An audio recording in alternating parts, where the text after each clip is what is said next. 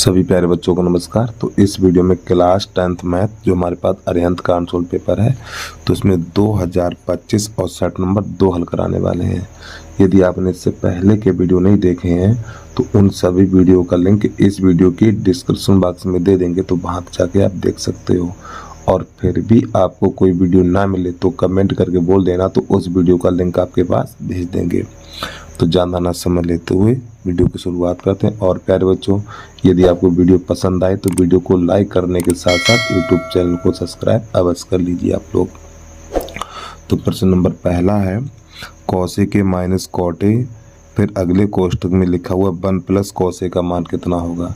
तो प्रश्न तो आपने देख लिया और इसे हल कैसे करेंगे देखिएगा। तो प्यारे बच्चों, यहाँ पे जो कौशिक होता है ना, कौशिक को लिखा जाएगा 1/sin माइनस, और कॉट को लिखा जाएगा cos a/sin a। कौशिक को लिखा जाएगा 1/sin और कॉट को लिखा जाएगा cos/sin। कोष्ठक बंद 1 प्लस cos a, इस प्रकार।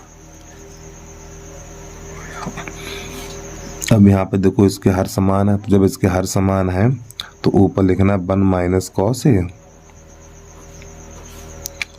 और यहाँ पे 1 प्लस cos a।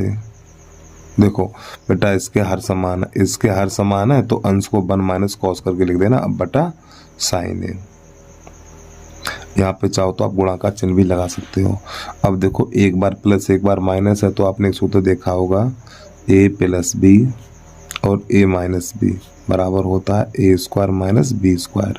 तो इसी प्रकार एक बार प्लस एक बार माइनस है तो हम क्या करेंगे, माइनस वाली संख्या लिखे के घात 2 लगा देंगे। ये माइनस वाली संख्या लिखेंगे और इसके ऊपर घात 2 लगानी है, ठीक। यहाँ पर भी घात 2 लगा दो और यहाँ पर भी घात 2, और एक पे घात कितनी भी लगाओ उसका मान एक ही रहेगा, तो उसको ऐसे छोड़ दो बटा sin a। तो प्यारे बच्चों 1 माइनस cos स्क्वायर ए, 1 माइनस cos स्क्वायर ए होता हमारा sin स्क्वायर, sin स्क्वायर ए बटा sin ए। अब यहाँ पे होगा क्या, इस 2 से ये साइन चला जाएगा तो हमारा यहाँ पर बचेगा sin ए, ठीक है। तो ये वाला विकल्प कौन सा मिलेगा, डी वाला मिलेगा, तो आपको डी पे टिक लगा लेना है। अब इसके बाद प्रश्न नंबर 2 देखिएगा। प्रश्न नंबर 2 है किसी पासे को एक बार फेंका जाता है तो एक विषम संख्या आने की प्रायिकता होगी। तो प्यारे बच्चों, जो लूडो वाली गोटी होती है वो हमारा पासा होता है, उस पे 1 से लेके 6 तक अंक अंकित होते हैं, ठीक। अगर आपने लूडो वाली गोटी देखी है तो यहाँ पे नंबर 2 डाल के लिखिए। तो पहले लिख लो बेटा कुल परिणाम। जब लूडो वाली गोटी फेंकी जाती है तो उसपे 1 से लेके 6 तक अंक अंकित होते हैं, 1 2 3 4 5 6। तो कुल परिणाम कितने हो गए, 6 हो गए।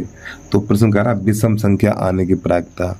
तो प्यारे बच्चों, इसमें विषम संख्या कौन कौन सी हैं, विषम संख्या निकाल के लिख लो। पहले 1 है, 3 है, 5 है, ये हमारी विषम संख्या। तो विषम की प्रायिकता पूछी है तो PE बराबर विषम संख्या कितनी है, 3 है, और ये कुल परिणाम कितना है, 6 है। तो 3 एकन 3 3 दूनी 6 और 1/2 इसका आंसर आ जाएगा।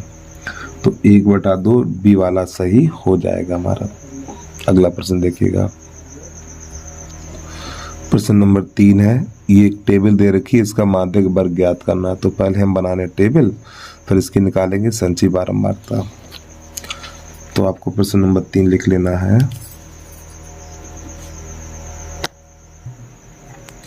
तो जो हमारा वर्ग अंतराल दे रखा है 0 से 5,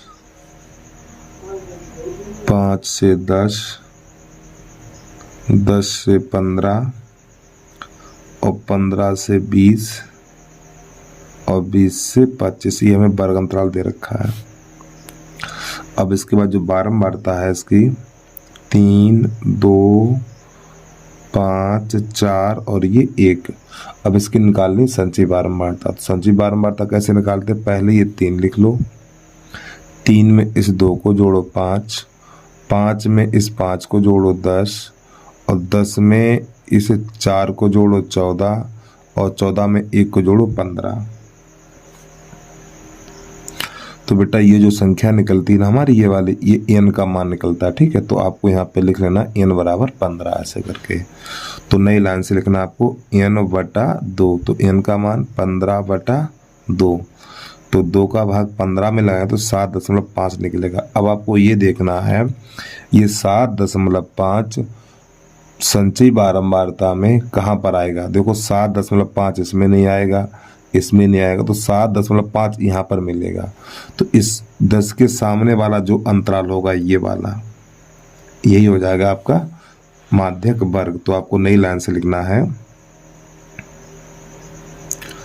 माध्यक वर्ग बराबर हो जाएगा 10 से 15। एक बार फिर समझ लो, सबसे पहले ये वाले 2 कॉलम बना लेना है, फिर आपको निकालनी संचयी बारंबारता। संचयी बारंबारता निकालने पर जो लास्ट वाली संख्या आपकी आएगी वो n का मान होगी। फिर आपको लिखना n/2, 2 का भाग लगाना है 7.5। तो ऊपर से स्टार्ट करिए। तो देखो 7.5 इसमें नहीं मिलेगा, इसमें नहीं मिलेगा, तो 7.5 इसमें मिल जाएगा आपका। ठीक है, तो इसी के सामने जो माध्यक जो वर्ग अंतराल होगा वही हमारा माध्यक वर्ग कहलाएगा। तो 10 से 15 इसका आंसर हो जाएगा। अब इस प्रश्न के बाद प्रश्न नंबर है हमारा 2, 3 और ये 4 चलेगा। और नंबर 4 में है हमारा बहुलक वर्ग होगा। तो बहुलक वर्ग क्या है, जिस पद की बारंबारता सबसे अधिक होती है। तो आपको इसमें ये देखना है सबसे बड़ी बारंबारता कौन है। देखो यहाँ पे 12 है, ये सबसे बड़ी संख्या 12 है, बारंबारता में ही देखना है। तो 12 के सामने कौन सा अंतराल है, 7 से 14। एक बार फिर सुन लो, बहुलक वर्ग। तो बहुलक वर्ग ज्ञात करने के लिए बारंबारता की सबसे बड़ी संख्या देखी जाती है। तो बारंबारता में सबसे बड़ी संख्या 12 है और 12 के सामने कौन सा अंतराल है, 7 से 14 है। तो इसका आंसर हो जाएगा 7 से 14, डी वाला सही हो जाएगा। अगला प्रश्न देखिएगा, प्रश्न नंबर 5 है। एक बच्चे के पास एक ऐसा पासा है जिसके फलकों पर निम्नलिखित अक्षर अंकित हैं। ठीक, ये वाले एक लड़के के पास पासा है तो उस पर ये वाले अंक अंकित हैं। ठीक है, यदि एक पासे को एक बार फेंका जाता है तो ए प्राप्त होने की प्रायिकता कितनी है, ये बताना है। चलिए समझिएगा। तो पहले आपको लिखना कुल परिणाम। नंबर 5 लिख लें यहाँ पर हम, कुल परिणाम। तो यहाँ पे दे रखे A, B, C, D, E और A। तो प्यारे बच्चों हमसे ये पूछा गया है A होने की प्रायिकता कितनी है। तो आप इसमें ये देखो A कितनी बार आया, 1, 2। तो PE बराबर A 2 बार आया तो 2 और बटा ये हमारा कुल परिणाम है 6। तो 6 लगा दीजिए, 2 1 2, 2 3 6। तो इसका आंसर निकलेगा 1/3। ठीक है, प्रश्न नंबर 6 देखिए आप। प्रश्न नंबर 6 है हमारा, यहाँ पे लिखा हुआ है cot थीटा बराबर 8/15 ये लिखा हुआ। तो प्यारे बच्चों जो हमारा cot होता है ये आधार बटा लंब होता है। ठीक, आधार बटा लंब। तो इसमें आधार 8 है और लंब 15 है। तो पाइथागोरस प्रमेय से इसकी कर्ण निकालेंगे। तो कर्ण का वर्ग आधार का वर्ग प्लस लंब का वर्ग, तो 8 + 15 का वर्ग, तो ये 64 और प्लस 225। अब इन दोनों को जोड़ेंगे तो 289। ठीक है, तो इधर से घात हटेगी, या ऐसे भी लिख सकते हो k पे घात 2 बराबर 17 पे घात 2। तो घात से घात चला जाएगा तो k बराबर निकलेगा 17। यानी कर्ण हमारा 17 निकल के आ गया। तो हमसे साइन का मान पूछा है। तो साइन होता है लंब बटा कर्ण। तो लंब कितना 15 है और ये कर्ण कितना निकला 17 निकला है। तो इसका आंसर आ जाएगा 15/17। अगला प्रश्न देखिएगा आप। प्रश्न नंबर 7 है हमारा, यहाँ पे लिखा हुआ कौशिक 60 का मान कितना है, कौशिक 60 का मान कितना है। तो प्यारे बच्चों कौशिक 60 का जो मान होता है 2/√3 होगा। ठीक, टेबल याद कर लीजिए आप लोग। तो इसका जो ए वाला विकल्प है वो वाला हमारा सही हो जाएगा। 8वां नंबर देखिएगा, 8वां है कौशिक स्क्वायर थीटा और बटा सेक स्क्वायर थीटा, ये रहा। तो प्यारे बच्चों देखो यहाँ पर भी घात 2 है और यहाँ पर भी घात 2 है, तो इसको आप लिख सकते हो कौशिक थीटा बटा सेक थीटा का होल वर्ग। इस प्रकार आप इसको ऐसे लिख सकते हो। और कौशिक को लिखा जाएगा 1 बटा साइन थीटा और सेक को लिखा जाएगा 1 बटा कॉस थीटा, और ये जाएगा ऊपर और ये आएगा यहाँ पर, और घात 2 तो इसकी चल ही रही है। तो ये हो जाएगा हमारा कॉस थीटा बटा साइन थीटा और घात 2। तो कॉस बटा साइन कॉट होता है और इस पे घात 2 तो घात 2 यहाँ जाएगी, यही आपका आंसर आ जाएगा। तो ये वाला मिलेगा हमें, डी वाला सही हो जाएगा। अगला प्रश्न देखिए आप। तो प्रश्न नंबर 9 है हमारा। यहाँ पे दो संख्याएं दे रखी 35 और 49। तो 35 49 का HCF अर्थात मासा, इन दोनों का मासा दे रखा है 7। फिर इन दोनों का लासा कितना होगा, चलिए समझिएगा। नंबर आपको 9 लिख लेना है। यहाँ पे संख्याएं 35 तथा 49 ये दोनों संख्याएं हैं। तो एक सूत्र होता है हमारा मासा गुणा लासा बराबर पहली संख्या और गुणा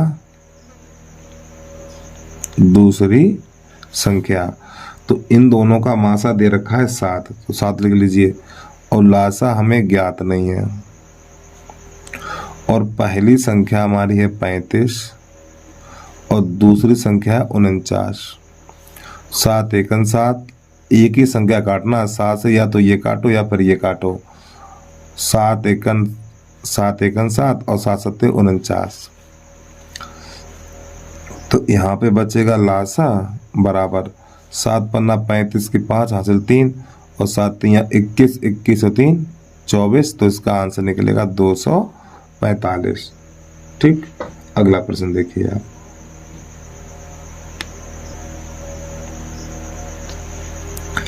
प्रश्न नंबर 10 है। यहाँ पे दो संख्याएं दे रखी हैं 306 और कामा 657। यहाँ पे दो संख्याएं दे रखी है और इनका हमें निकालना है मासा।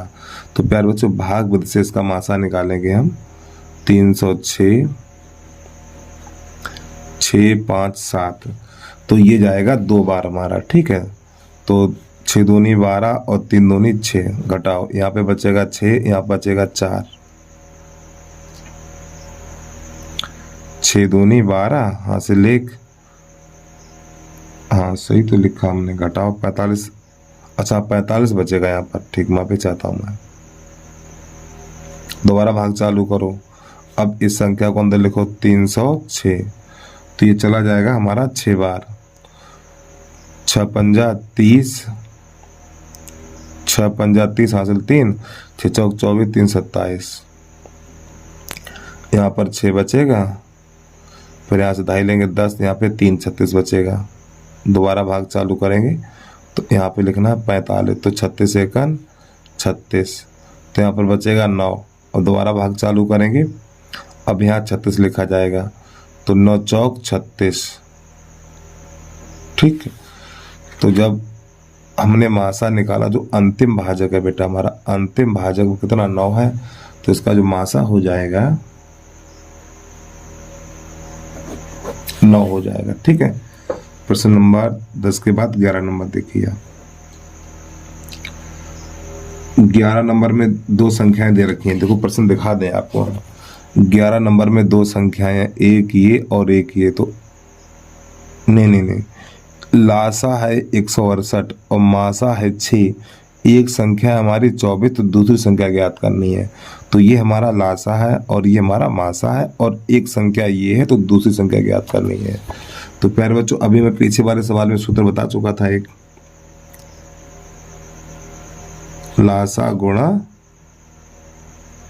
मासा बराबर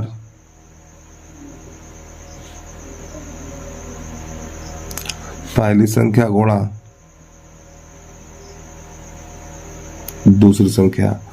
अब इसका लासा है 168 और मासा है 6 बराबर, और पहली संख्या 24 है और दूसरी संख्या हमें ज्ञात नहीं।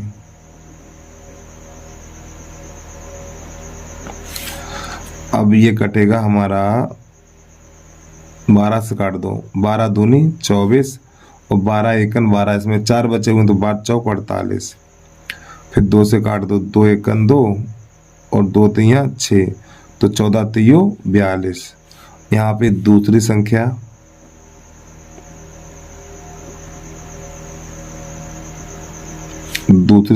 और 14 तियो 42, तो बेटा ये इसका आंसर आ गया।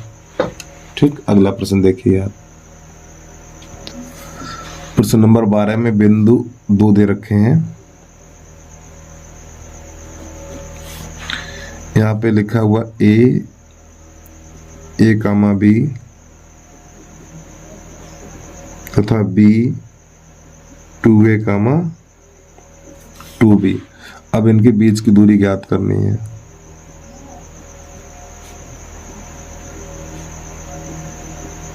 बीच की दूरी, तो जो बीच की दूरी का सूत्र होता है x1 माइनस x2 का होल वर्ग प्लस y1 माइनस y2 का होल वर्ग। तो मान लगा दीजिए इसमें, तो x1 का मान a, x2 का मान 2a, y1 का मान b और y2 का मान 2b अंडर रूट। तो यहाँ पे माइनस का a बचेगा, यहाँ पर भी माइनस का b बचेगा। तो देखो माइनस का वर्ग हमेशा प्लस होता है, तो a square plus b square, और यही आ गया आपका आंसर। ठीक, प्रश्न नंबर 12 के बाद प्रश्न नंबर 13 देखिए आप। प्रश्न नंबर 13 कह रहा है, यदि 5 सेंटीमीटर त्रिज्या वाले एक वृत्त के बिंदु P पर स्पर्श रेखा PQ के केंद्र O से जाने वाली एक रेखा से बिंदु Q इस प्रकार मिलती है, तो PQ बराबर 12 सेंटीमीटर है और OQ की लंबाई ज्ञात करनी है। तो पहले इसका आप समझिए चित्र इस प्रकार। तो प्यारे बच्चों, ये हमारा वृत्त का केंद्र होता है और वृत्त के बाहर एक बिंदु रखेंगे Q। इसको यहाँ से ऐसे आपको मिला देना है, यहाँ Q कर लो और यहाँ O कर लो, और ये हमारी है वृत्त की स्पर्श रेखा। ठीक है, और वृत्त के केंद्र से ये स्पर्श बिंदु कहलाता है। वृत्त के केंद्र से स्पर्श बिंदु को मिलाएंगे तो यहाँ पर कोण बनेगा 90 अंश का, और आपको यहाँ पे लिख लेना है P। तो ये वाली भुजा दे रखी है 12 सेंटीमीटर और वृत्त की त्रिज्या हमारी 5 सेंटीमीटर। तो हमें OQ की लंबाई ज्ञात करनी है। ठीक है, केंद्र से जो बाहर बिंदु Q है यानी OQ की लंबाई ज्ञात करनी है। तो आपको यहाँ पर लिखना समकोण त्रिभुज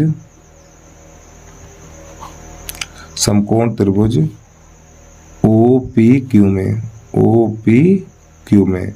तो बेटा इसमें पाइथागोरस प्रमेय लगा दीजिए। तो 90 अंश के सामने वाली भुजा कर्ण होती है, 90 अंश के सामने वाली भुजा कर्ण। तो कर्ण का वर्ग आधार का वर्ग प्लस लंब का वर्ग। तो कर्ण हमारा है OQ, आधार 12 कर लो और लंब 5 कर लो। तो OQ का वर्ग 144 और प्लस 25। अब इन दोनों को जोड़ेंगे तो OQ का वर्ग बराबर 169 हो जाएगा, और 169 हमारा 13 का वर्ग है। तो OQ का वर्ग बराबर 13 का वर्ग, घात से घात कटेगी तो OQ बराबर निकलेगा 13 सेंटीमीटर। तो जहाँ पे 13 दिख जाए वहाँ पे आपको लगा लेना है टिक। अब आ जाइए प्रश्न नंबर 14 की तरफ। प्रश्न नंबर 14 है, त्रिभुज ABC और त्रिभुज DEF में कोण B बराबर कोण E, तो वे त्रिभुज समरूप होंगे। तो भुजाओं को समानुपात में लगाना है हमें। चलिए थोड़ा समझिए इसको। तो यहाँ पर क्या करना है, दो त्रिभुज बनाने हैं आपको। एक त्रिभुज बटा ये हो गया हमारा, और दूसरा त्रिभुज बनाना है ये छोटा सा, ठीक है। तो यहाँ पे लिख लो A, यहाँ लिख लो B और यहाँ लिख लो C, यहाँ लिख लो D, यहाँ लिख लो E और यहाँ पर लिख लो आप F। तो प्यारे बच्चों यहाँ पे प्रश्न में दिया हुआ है, पहले लिख लो त्रिभुज ABC तथा त्रिभुज DEF में क्या लिख लो दिया है। इसमें क्या दे रखा, कोण B बराबर कोण E, कोण B बराबर कोण E, ठीक है। जब प्यारे बच्चों ये वाला कोण इसके बराबर है तो इसकी संगत भुजाएं समानुपात में होंगी, ठीक है। तो देखो इस कोण से दो भुजाएं निकली हैं, इस कोण से दो भुजाएं निकलती हैं, कौन कौन सी, एक भुजा ये और एक भुजा ये। इसी प्रकार इस कोण से ये दो भुजाएं निकलती हैं, एक ये निकलती है और एक ये निकलती है। तो आपको लिखना AB बटा DE, संगत भुजाएं समानुपात में होती है, ठीक है। AB और बटा DE बराबर, फिर इसका ये लिखना है, फिर इसका लिखना है BC बटा EF। अब देखो ये वाला विकल्प कहाँ पर है, वहीं पे आप टिक लगा दीजिए। तो ये वाला विकल्प आपको मिलेगा, B वाला सही हो जाएगा हमारा, ठीक। तो B पे आप टिक लगा लीजिए। और यहाँ पे जो समरूप कसौटी लगेगी हमारी ISA/SY लगेगी, ठीक। दो भुजाएं समानुपात में और एक कोण बराबर है। प्रश्न नंबर 15 देखिए। प्रश्न नंबर 15 है 7 सेंटीमीटर त्रिज्या वाले एक वृत्त के एक त्रिज्यखंड का कोण 90 अंश है, तो त्रिज्यखंड का क्षेत्रफल ज्ञात करना है। तो यहाँ पे पहले लिख लेना है R बराबर 7 सेंटीमीटर और थीटा बराबर 90 अंश। तो यहाँ पे लिखना त्रिज्यखंड का क्षेत्रफल, त्रिज्यखंड का क्षेत्रफल। तो त्रिज्यखंड का क्षेत्रफल है हमारा पाई R स्क्वायर थीटा और बटा 360। मान लगा दीजिए, पाई का मान लगाना है आपको 22 बटा 7, ऐसे करके लगा दिया करो।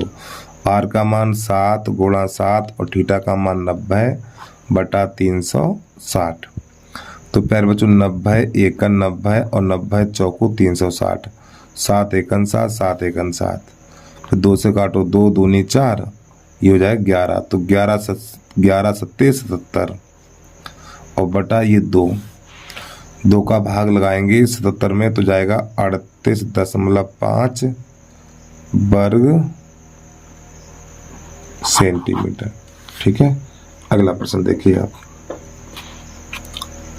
प्रश्न नंबर है हमारा 16। एक खिलौना 4 सेंटीमीटर त्रिज्या वाले एक शंकु के आकार का है जो उसी त्रिज्या वाले एक अर्धगोले पर अध्यारोपित है।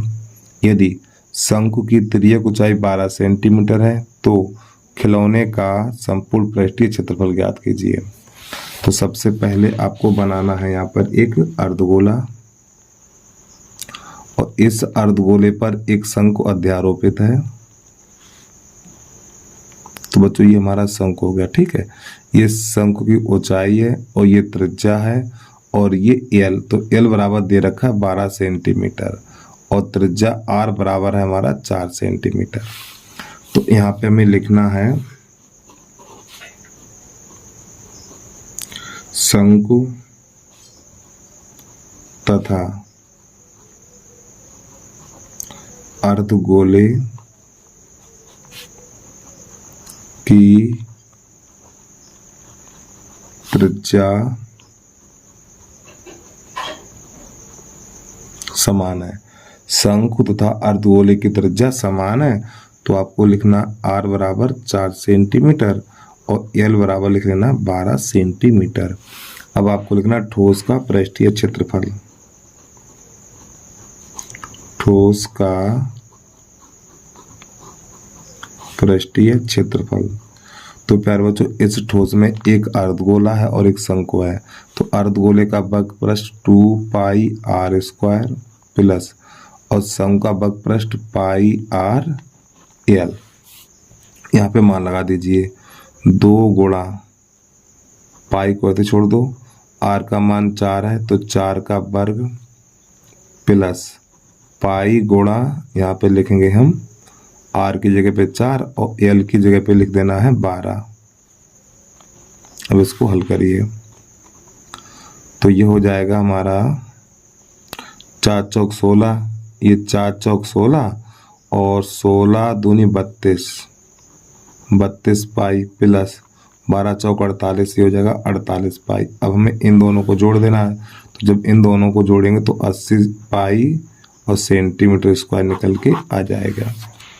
ठीक, अब प्रश्न नंबर है हमारा 17, उसको देखिएगा। 17 नंबर एक द्विघात बहुपद दे रखा है, एक्स स्क्वायर प्लस का 7x प्लस का 12 बराबर 0। तो इसके हमें शून्य ज्ञात करने हैं। तो यहाँ पे देखो एक होता है 12 एकन 12, 12 के ऐसे गुणनखंड करो जोड़ने पर 7 आ जाए। तो 12 को लिखेंगे 4 गुणा 3 और 4 3 12। तो यहाँ पे x square plus x 4 plus 3 और प्लस का 12 बराबर 0। तो एक्स स्क्वायर एक्स का अंदर गुणा करेंगे 4x प्लस का 3x प्लस का 12 बराबर 0। तो यहाँ से x कॉमन ले लो, ax प्लस 4, यहाँ से 3 कॉमन ले लो और ax प्लस 3 चौक 12, 4 बच जाएगा बराबर 0। अब ये दोनों संख्याएं एक जैसी हैं, तो x प्लस 4 और ax प्लस 3 बराबर 0। इस पहले x प्लस 4 बराबर 0, 4 को उधर भेजो तो x बराबर माइनस का 4। फिर यहाँ पे x प्लस 3 बराबर 0, 3 को उधर भेजो x बराबर माइनस 3। तो आपको यहाँ पे लिख लेना शून्य के बराबर,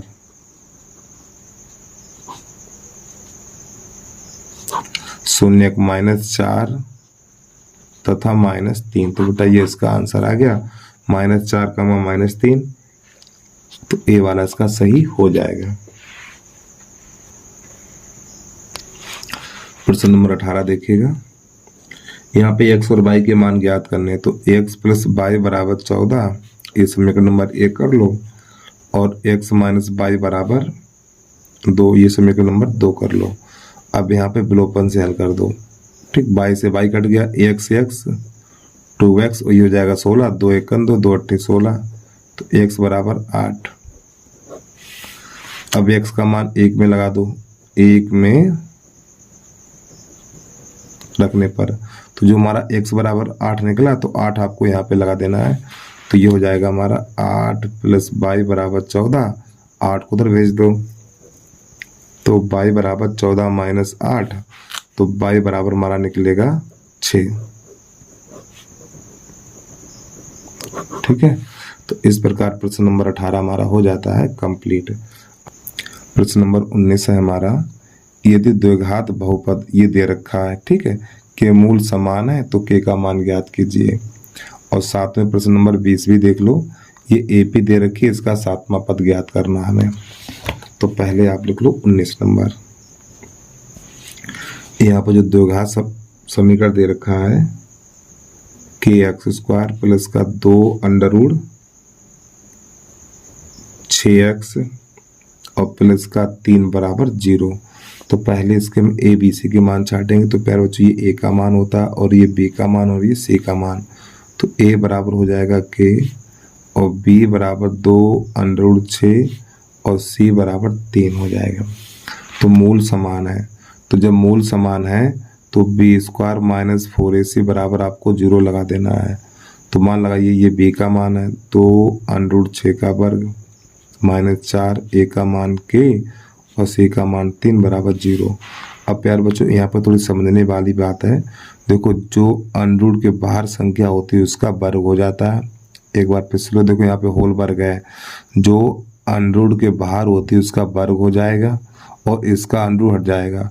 2 दूनी 4 और 4 छंग 24 बन जाएगा ये, और -4 तो ये 12 के बराबर 0। इस 12 के को उधर भेज दो तो 24 बराबर हो जाएगा 12 के। तो 12 एकन 12, 12 दूनी 24, तो के बराबर 2 निकल के आ जाएगा हमारा। ठीक है, प्रश्न नंबर 20 देखिएगा इसी के साथ। 20 नंबर में यहाँ पे एपी दे रखी है -6 -4 -2 डैश। इसका हमें 7वां पद ज्ञात करना है। तो ए बराबर हो जाएगा -6, फिर डी बराबर निकालेंगे तो इसमें से घटाना, तो माइनस का 2 पर माइनस 4, माइनस माइनस प्लस हो जाएगा ये, तो माइनस का 2 प्लस का 4, तो यहाँ पर बचेगा 2, डी का मान 2। तो हमसे 7वां पद पूछा, तो A7 बराबर A प्लस 6D, मान लगा दीजिए। ए का मान माइनस का 6 प्लस 6 गुणा और डी का मान 2 है, तो यहाँ पे आपको 2 लगा देना है। तो माइनस का 6 दूनी 12 हो जाएगा। अब ये प्लस का और ये माइनस का है, तो माइनस का यानी ये प्लस का और ये माइनस का, तो 6 बचेगा। अब यहाँ से खंड बाद चलेगा और प्रश्न नंबर पहले का सिद्ध कीजिए कि 6 माइनस √2 अपर में है या अपर में संख्या, ये सिद्ध करना है। तो यहाँ पे लिखेंगे माना 6 माइनस √2 एक पर में संख्या है। प्यारे बच्चों, जब ये परमेय संख्या है तो परमेय संख्या को P बटा Q के रूप में लिखा जाता है। 6 माइनस √2 बराबर P बटा Q, आगे लिखना है जहां P तथा Q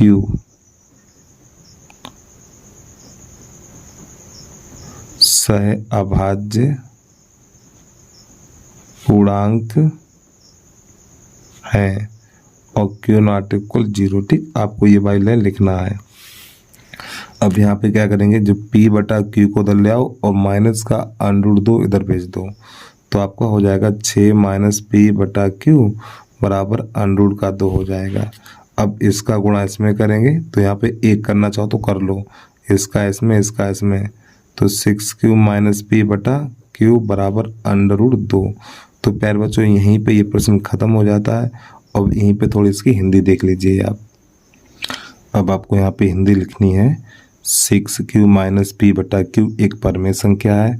प्यारे बच्चों, जब ये परमेय संख्या है तो ये भी परमेय संख्या होगी, तो मैंने वही लिखा है 6Q माइनस P बटा Q एक परमेय संख्या है, अतः √2 भी एक परमेय संख्या है। लेकिन विरोधाभास के कारण √2 एक अपरमेय संख्या है। ठीक है, जब ये √2 एक अपरमेय संख्या है, इसलिए 6 माइनस √2 एक अपरमेय संख्या है। ठीक है, तो इस प्रकार ये प्रश्न हमारा हल हो जाता है। अब आ जाइए प्रश्न नंबर इसका अगला देखिए, 2 नंबर खा खरगोश। तो प्रश्न खा खरगोश है, x अक्ष पर उस बिंदु के निर्देशांक ज्ञात कीजिए जो 2,-5 और -2,9 से समदूरस्थ है।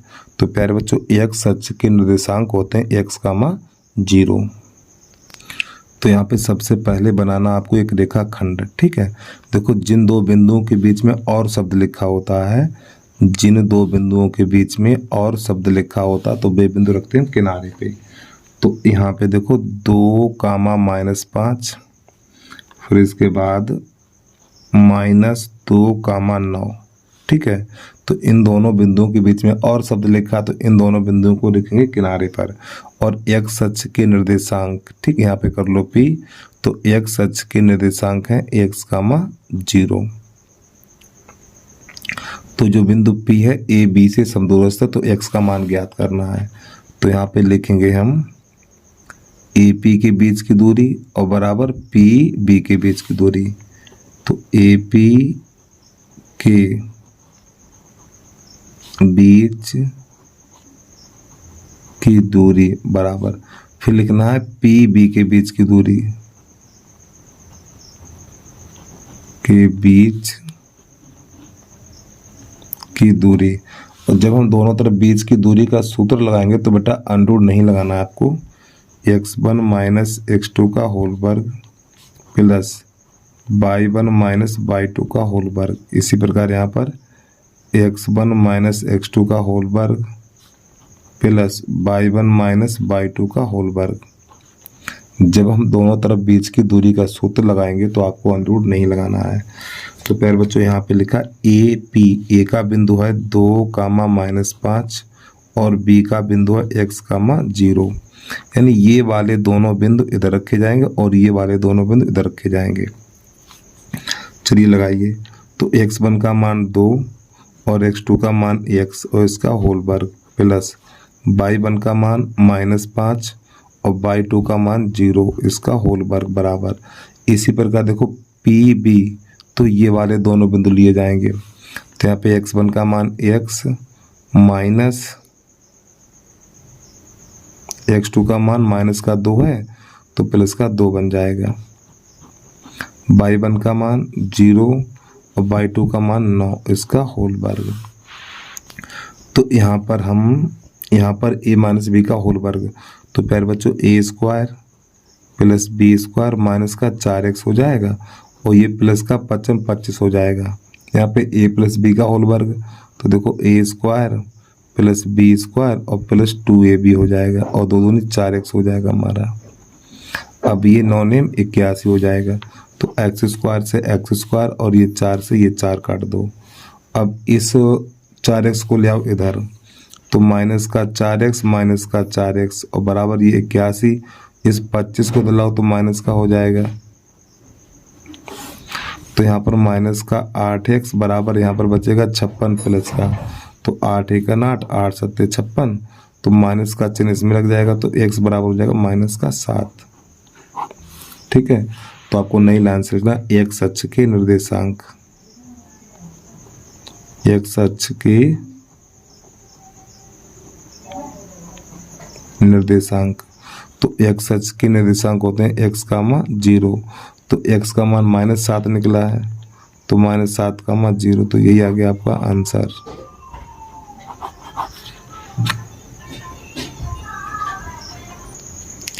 अब प्रश्न नंबर पहले का गा देख लीजिए आप।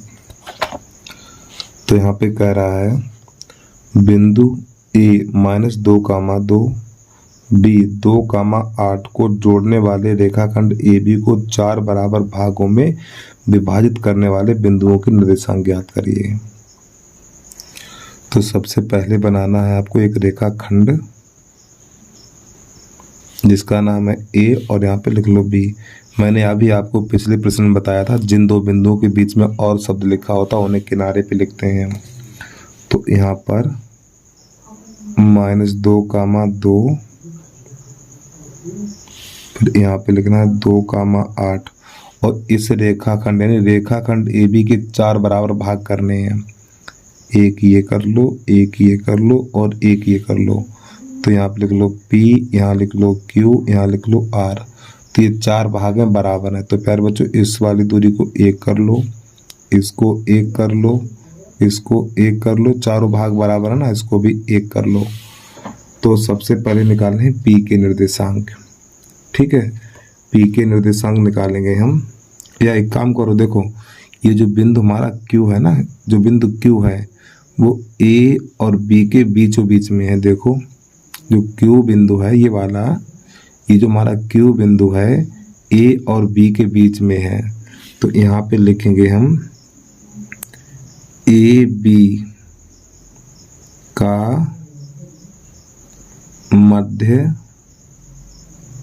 बिंदु, AB का मध्य बिंदु Q के निर्देशांक।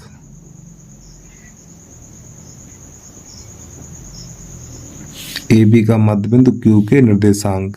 तो मध्य बिंदु का जो सूत्र होता है हमारा x1 + x2 बटा 2, y1 + y2 बटा 2। ठीक है, ये हमारा सूत्र होता है। तो मैंने यहाँ पे AB लिखा है, तो A का है -2, 2 और B का है 2, 8। तो ये वाले बिंदु आपको यहाँ पे लगा देने हैं। तो x1 की जगह पे -2 और x2 की जगह पे 2 बटा 2, y1 की जगह पे 2 और y2 की जगह पे ये 8 बटा 2। तो प्यारे बच्चों ये इससे कट जाएगा, तो ये तो 0 निकलेगा हमारा। अब ये 10 हो जाएगा, तो 10 बटा 2, 2 1 2, 2 5 10, तो 0, 5। तो बिंदु Q के निर्देशांक जो निकले हैं 0, 5 निकल के आ गए। अब इसके बाद बिंदु P, और जो बिंदु P है ना A और Q के बीच में है, जो बिंदु P है वो A Q के बीच में है। ठीक है, तो यहाँ पे लिखेंगे A Q का मध्य बिंदु P के निर्देशांक। तो यहाँ पे हमें लिख लेना है ए क्यू का मध्य बिंदु क्यू के निर्देशांक। तो जो मध्य बिंदु का सूत्र होता है हमारा x1 प्लस x2 बटा 2 कामा y1 प्लस y बटा 2। ठीक, ये मध्य बिंदु के निर्देशांक होता है। तो यहाँ पे लिखा हुआ ए क्यू, ए का -2 कामा 2 और क्यू के ये वाले निकाले हैं 0,5। ठीक है, तो आपको यहाँ पे 0,5 लिख देना है। तो बराबर के नीचे बराबर का चिन्ह, x1 की जगह पे -2 और x2 की जगह पे 0।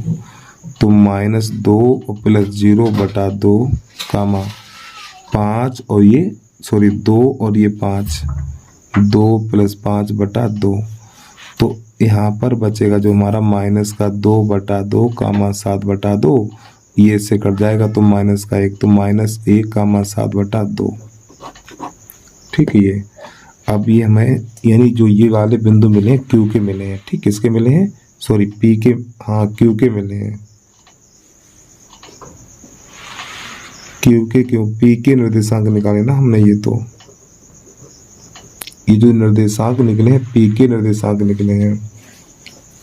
अब इसके बाद आपको क्या करना है, यहाँ पे देखिएगा, देखो हम क्यू के भी निर्देशांक ज्ञात कर चुके हैं और पी के भी निर्देशांक ज्ञात कर लिए। अब ये बचा हुआ है, तो जो बिंदु आर है वो क्यू और बी के बीच में है, तो हमें लिखना है क्यू बी का मध्य बिंदु आर के निर्देशांक। तो नई लाइन से लिखना है यहाँ पर क्यू बी का मध्य बिंदु, क्यू बी का मध्य बिंदु आर के निर्देशांक। ठीक, तो मध्य बिंदु का सूत्र होता है हमारा x1 प्लस x2 बटा 2 कामा y1 प्लस y2 बटा 2। तो यहाँ पे मैंने क्या लिखा, क्यू बी लिखा हुआ है। तो क्यू के निर्देशांक कितने हैं और क्यू के निर्देशांक हम निकाल चुके हैं। देखो यही तुम्हारे क्यू के निर्देशांक है 0,5। तो आपको लिखना है 0,5 और इसके बाद बी के निर्देशांक हैं 2,8। तो ये वाले मान आपको यहाँ पे लगा देने हैं। तो पहले बराबर के नीचे बराबर का चिन्ह, x1 का मान है 0 और x2 का मान है 2 और बटा 2 कामा y1 का मान 5 और y2 का मान 8 और बटा 2। तो प्यारे बच्चों यहाँ पे 2 बटा 2 हो जाएगा ये, तो ये 1 बनेगा और ये 13 बटा 2 हो जाएगा। तो इस प्रकार प्रश्न नंबर पहले का गा हमारा हो जाता है कंप्लीट। अब इसके बाद अगला प्रश्न देखिएगा आप। तो प्रश्न नंबर पहले का घा √1 प्लस साइन थीटा बटा 1 माइनस साइन थीटा बराबर ये सिद्ध करना है। तो सबसे पहले इसका लिखना LHS बराबर 1 प्लस साइन थीटा और बटा 1 माइनस साइन थीटा। ठीक है, तो नई लाइन से हर का परमेकड़ करेंगे इसका हम। तो 1 प्लस साइन थीटा और बटा 1 माइनस साइन थीटा। तो जब हर का परमेकड़ करेंगे तो यहाँ पे माइनस है प्लस हो जाएगा। तो 1 प्लस साइन थीटा और बटा 1 प्लस साइन थीटा। तो प्यारे बच्चों यहाँ पे ऊपर तो होल वर्ग बन जाएगा हमारा √1 प्लस साइन थीटा का होल वर्ग।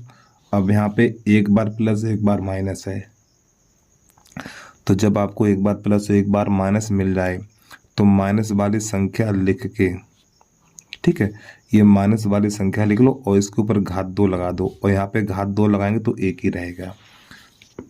तो यहाँ पे आपने एक सूत्र देखा होगा 1 माइनस साइन स्क्वायर थीटा बराबर होता है हमारा कॉस स्क्वायर थीटा।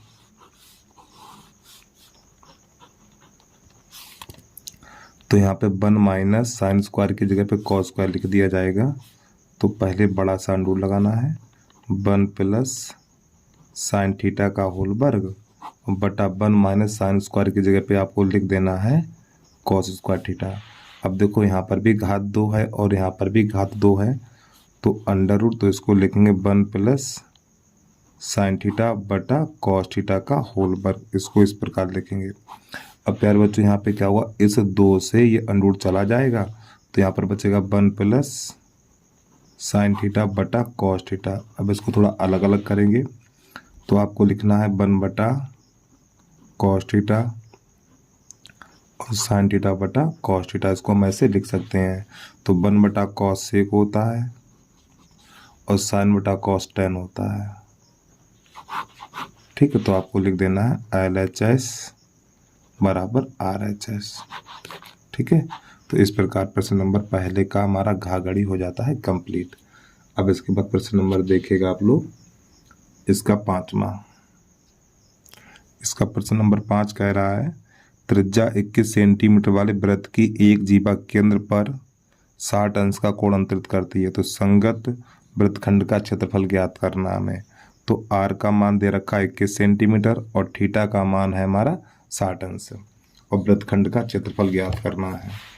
तो यहाँ पे 5वें का पहले का है यहाँ खाली, तो बेटा R बराबर लिखना 21 सेंटीमीटर और थीटा बराबर लिखना है आपको 60 अंश। तो यहाँ पे लिखना लघु वृत्तखंड का क्षेत्रफल, लघु वृत्तखंड का क्षेत्रफल। तो सूत्र होता है पाई R स्क्वायर थीटा बटा 360 minus 1/2 R square sine theta. ये हमारा होता है सूत्र। तो मान लगा दीजिए यहाँ पर। तो प्यारे बच्चों पाई का मान 22/7, R का मान 21 गुणा 21 और थीटा का मान 60 और बटा 360 माइनस 1/2 R का मान कितना 21 है, तो 21 गुणा 21 और गुणा यहाँ पे साइन 60 लिख लेना आपको। ठीक है बेटा, साइन 60 लिखना है। ठीक, जगह कम है इसलिए मैंने छोटा लिख दिया और थोड़ा जूम भी कर दूं। अब यहाँ पे काटिए 60 एकन 60 और 60 छक्का 360 और 7 एकन 7 और 7 तियाँ 21 और 3 एकन 3 और 3 दूनी 6 और 2 एकन 2, 2 एकन 2, 2 एकन 2। तो यहाँ पर बचेगा हमारा 11 गुणा 21 और माइनस, ठीक है इतना। अब ये 21 गुणा 21 441 और बटा 2 और साइन 60 का मान हो जाएगा हमारा √3/2 इतना। अब इन दोनों का जब गुणा करोगे तो 11 एकन 11 हासिल 1, 11 दूनी 22 और 1 23 माइनस ये हो जाएगा हमारा 441 √3 और 2 दूनी 4। और बेटा यही आ गया प्रश्न का आंसर। आपको यहाँ लिख देना है वर्ग सेंटीमीटर। ठीक है, अगला प्रश्न देखिएगा। वीडियो को रोक के आराम से नोट कर लीजिए। और प्यारे बच्चों छोटी सी रिक्वेस्ट है, यदि अभी तक आपने यूट्यूब चैनल को सब्सक्राइब नहीं किया तो यूट्यूब चैनल को सब्सक्राइब करके बेल आइकन घंटे को प्रेस कर लीजिए और एक प्यारा सा कमेंट करके जरूर बताना है वीडियो आपको कैसा लगा है। ठीक, अगला प्रश्न देखिएगा। प्रश्न नंबर है 4 चम्मच। एक डब्बे में 4 लाल कंचे, 8 सफेद कंचे तथा 5 हरे कंचे हैं। इस डब्बे में से एक कंचा आदर्श निकाला जाता है तो इसकी प्रायिकता क्या होगी। निकाला गया कंचा तो लाल कंचा है और हरा नहीं है, ये ज्ञात करना हमें। चलिए समझिएगा। तो आपको पहले का 4 चम्मच लिख लेना है। तो यहाँ पे पहले जो कंचों की संख्या कितनी है, लाल कंचे बराबर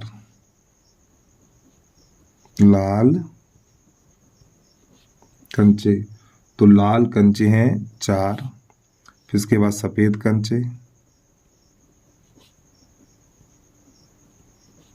सफेद कंचे हैं 8, फिर हरे कंचे, हरे कंचे बराबर हैं 5। तो यहाँ पर क्या करेंगे, इन सबको जोड़ेंगे। ठीक, कुल कंचों की संख्या, कुल कंचे,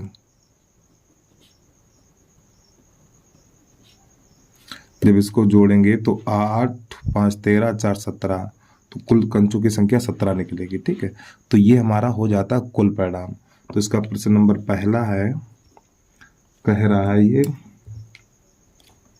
लाल है, लाल है, इसकी प्रायिकता ज्ञात करनी है। तो प्यारे बच्चों लाल को इंग्लिश में रेड बोलते हैं, तो आपको लिखना है PR बराबर यानी लाल होने की प्रायिकता। तो लाल यानी लाल कंचे कितने हैं, देखो लाल कंचे 4 हैं, तो 4/17। ठीक, एक तो आंसर ये हो गया। फिर इसके बाद थोड़ा और समझिए, नंबर 2 डाल के लिख लें यहाँ पर। नंबर 2 कह रहा है हरा नहीं है, हरा नहीं है। तो पहले हरा है उसकी प्रायिकता ज्ञात कर लो। तो P ग्रीन, P ग्रीन, पहले आप ये देखो ग्रीन कंचे हैं कितने, ग्रीन यानी हरे कंचे 5 हैं, तो आपको लिखना है 5/17। तो प्यारे बच्चों एक सूत्र होता है, देखो PG, इसके ऊपर बार लगा दो बराबर 1। देखो सूत्र आपने ये वाला देखा हो, थोड़ा यहाँ पे लिख के दिखा दूं मैं, PE प्लस बराबर 1। ये हमारी होने की प्रायिकता होती है और ये ना होने की प्रायिकता, होने की प्रायिकता ना होने की प्रायिकता का योग 1 होता है। तो इसी प्रकार G यानी कि हरे कंचे होने की प्रायिकता, और इसके ऊपर बार लगा दिया तो हरे ना होने के यानी हरे कंचे ना होने की प्रायिकता। तो इसका मान कितना है 5/12। तो यहाँ पे लिख देना 5/17 है यहाँ पर, 5/17 और प्लस हरे कंचे ना होने की प्रायिकता। ठीक, ये बराबर 1। इसको उधर भेजो, तो जब इसको इधर भेजेंगे तो संख्या माइनस की हो जाएगी इस प्रकार, 1 - 5/17, 17 एकम 17 और -5 और बटा 17 घटाएंगे तो निकलेगा हमारा 12/17, और ये आपका आंसर हो गया। ठीक, एक बात तो इसको फिर समझ लो। देखो प्यारे बच्चों ये हरे कंचे होने की प्रायिकता है और ये हरे कंचे ना होने की प्रायिकता है। यहाँ पे इसके ऊपर बार लगा हुआ है तो ये हो जाता है हरे कंचे ना होने की प्रायिकता। ये हरे कंचे होने की प्रायिकता और हरे कंचे ना होने की प्रायिकता का योग 1 होता है। तो इसका मान निकाल चुके 5/12, तो इसको इधर भेजेंगे तो माइनस का हो जाएगा। तो 17 एकम 17, 17 में से 5 घटाएंगे तो 12 बचेगा। तो ये हरे कंचे ना होने की प्रायिकता निकल के आ जाएगी। अब आ जाइए प्रश्न नंबर 2 की तरफ। प्रश्न नंबर दूसरे का है, 2 संकेंद्रीय वृत्तों की त्रिज्या 7.5 सेंटीमीटर और 4.5 सेंटीमीटर है।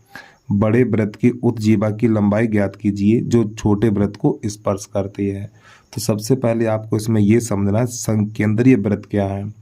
एक ही केंद्र से 2 वृत्त खींचे जाए, एक ही केंद्र से 2 वृत्त खींचे जाए तो ऐसे वृत्त संकेंद्रीय वृत्त कहलाते हैं। ठीक, थोड़ा समझिएगा इसको।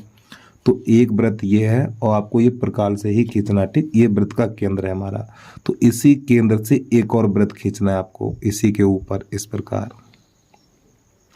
तो यहाँ पे ये 2 वृत्त हो गए हमारे। ठीक, ये दोनों वृत्त कहते हैं संकेंद्रीय वृत्त कहलाते हैं और ये वृत्त का केंद्र है। अब यहाँ पे क्या करना है, तो प्यारे बच्चों ये हमारी बड़े वृत्त की जीवा है, ये वाली बड़े वृत्त की जीवा है। तो ये जब बड़े वृत्त की जीवा छोटे वृत्त को यहाँ पर स्पर्श कर रही है और इसका नाम लिख दो P। ठीक है, फिर केंद्र से स्पर्श बिंदु को मिलाते हैं प्यारे बच्चों, केंद्र से स्पर्श बिंदु को मिलाते हैं तो ये कोण होता है 90 अंश का। तो यहाँ लिख लो O, तो OP यहाँ लिख लो A और यहाँ लिख लो B, तो OP लंब AB हो जाएगा। तो आपको यहाँ पे लिखना है OP लंब AB। ठीक है, अब इसके बाद ये जो हमारा लंब होता है ना, लंब, तो इस जीवा को लंब समद्विभाजित करता है, यानी इस जीवा को 2 बराबर भागों में बांटता है।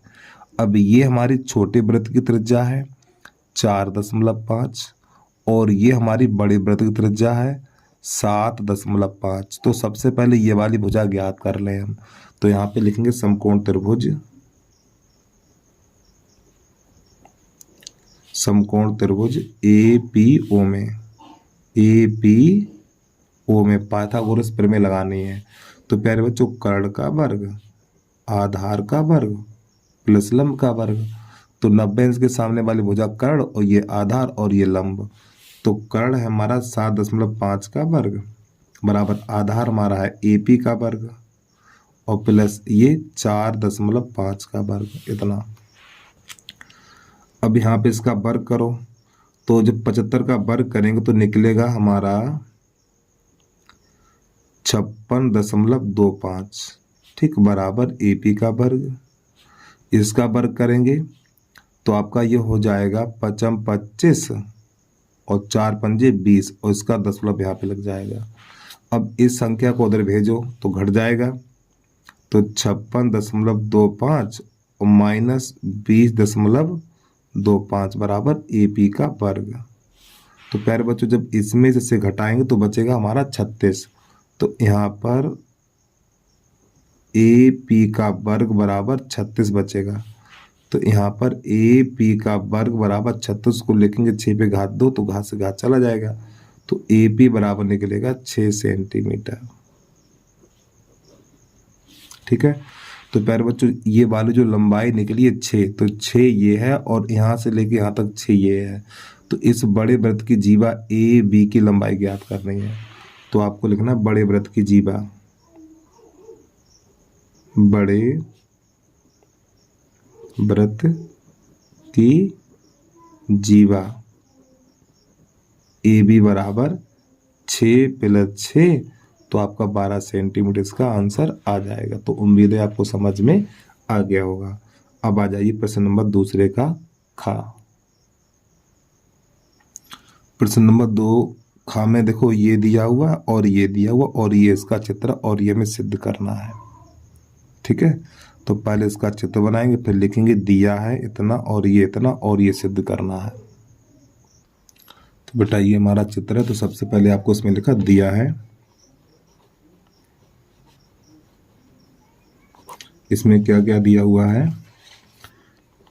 QR बटा QS और बराबर QT बटा PR, ये हो जाएगा समीकरण नंबर हमारा 1। और इसके बाद कोण 1 बराबर कोण 2 है, कोण 1 बराबर कोण 2, फिर नई लाइन से लिखना सिद्ध करना है हमें, सिद्ध करना है त्रिभुज PQS समरूप त्रिभुज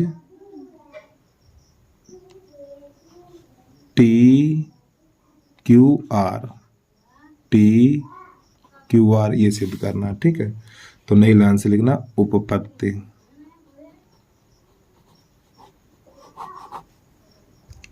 तो सबसे पहले त्रिभुज लेंगे हम, त्रिभुज QPR में, QPR, तो यहाँ पे लिखना है त्रिभुज QPR में। तो जब हम ये वाला त्रिभुज लेंगे बेटा, देखो जब ये वाला त्रिभुज लेंगे तो इसमें ये वाला कोण इसके बराबर है, तो आपको लिखना है कोण 1 बराबर कोण 2, ये दिया हुआ है। अब आपको एक बात पता होना चाहिए, जब इस त्रिभुज में ये वाला कोण इसके बराबर है तो प्यारे बच्चों ये दोनों भुजाएं हमारी आपस में बराबर होंगी। तो यहाँ पर लिखना है PR बराबर PQ, PR बराबर PQ समीकरण 1 में रखने पर, आगे लिख लो यहाँ पे, तब जब ये दोनों कोण बराबर हैं, जब आपके ये दोनों कोण बराबर हैं तो ये दोनों भुजाएं आपस में कैसी होंगी, बराबर होंगी, ये हमारा समद्विबाहु त्रिभुज कहलाएगा। ठीक है, तो PR बराबर PQ और समीकरण नंबर 1 में लगा देंगे, तो PR की जगह पे आपको PQ लगा देना है, PR की जगह पे PQ, तो PR कहाँ पर है, ये रहा, तो इस PR की जगह पे हमें PQ लगा देना है। तो पहले लिखना आपको QR बटा QS और बराबर QT बटा इस PR की जगह पे लगा देना PQ। अब आपको ये देखना है ये जो अनुपात निकला है कहाँ का अनुपात है, QR बटा QS, देखो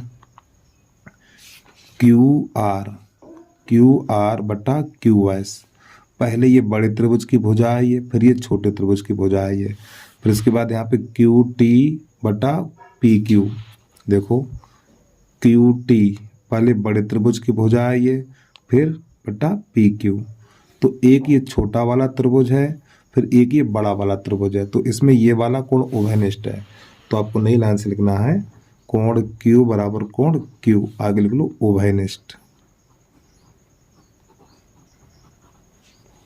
उभयनिष्ठ है। ठीक है, तो इसलिए त्रिभुज PQS और समरूप त्रिभुज TQR, और किसके आधार पे हो जाएंगे? IS के आधार पे दोनों समरूप हो जाएंगे। ठीक है, तो इस प्रकार प्रश्न नंबर दूसरे का खा कंप्लीट हो जाता है हमारा। अब आ जाइए प्रश्न नंबर गा गमला देखिएगा आप। तो प्रश्न नंबर है हमारा दूसरे का गा। 21, 18 और 15 के कितने पद लेने चाहिए कि उनका योगफल -81 हो जाए? चलिए समझिएगा इसको। तो यहाँ पर सबसे पहले ए का मान निकालेंगे। तो ए बराबर लिखना आपको 21 और डी बराबर 15 - 18।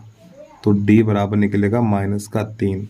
और प्यारे बच्चों ISN बराबर सूत्र होता है जो ISN बराबर n/2 2a + n-1 into D, इस प्रकार।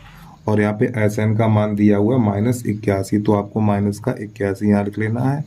n/2 2a, का मान 21 है तो 2 × 21 प्लस यहाँ पे 21 नहीं, यहाँ पे n का तो मान ही नहीं दिया है। e का मान 21 है तो 21 लगा दो, और d का मान -3 है तो यहाँ पे -3 कर दो। अब इसको थोड़ा हल करिए। तो -81 बराबर n/2, 21 दूनी हो जाएगा हमारा 42। अब -3 का अंदर गुणा करेंगे तो -3n और +3 बन जाएगा ये। तो -81 बराबर n/2। अब ये दोनों हमारे जुड़ जाएंगे तो जोड़ने में 45 -3n बन जाएगा। अब यहाँ पे जो 2 हमारा बटे में, तो 2 का गुणा इधर हो जाएगा, तो ये हो जाएगा हमारा -2 × 2 और 2 × 16 बराबर, इसमें n का अंदर गुणा कर दो। तो जब n का अंदर गुणा करेंगे तो 45 का n और -3n²। अब इन दोनों को बदल ले आओ, तो ये माइनस से प्लस हो जाएगा 3n² -45n और -162 बराबर 0। जब इन दोनों को इधर लाएंगे तो इनके चिन्ह बदलेंगे, तो ये माइनस तो प्लस हो गया और ये प्लस है तो माइनस हो गया, ये अपनी जगह पे है। अब यहाँ पर क्या करना है आपको, इसमें देखो 3 का भाग लगेगा। देखो 3 × 3, तो 3 का भाग लगा दो यहाँ पर।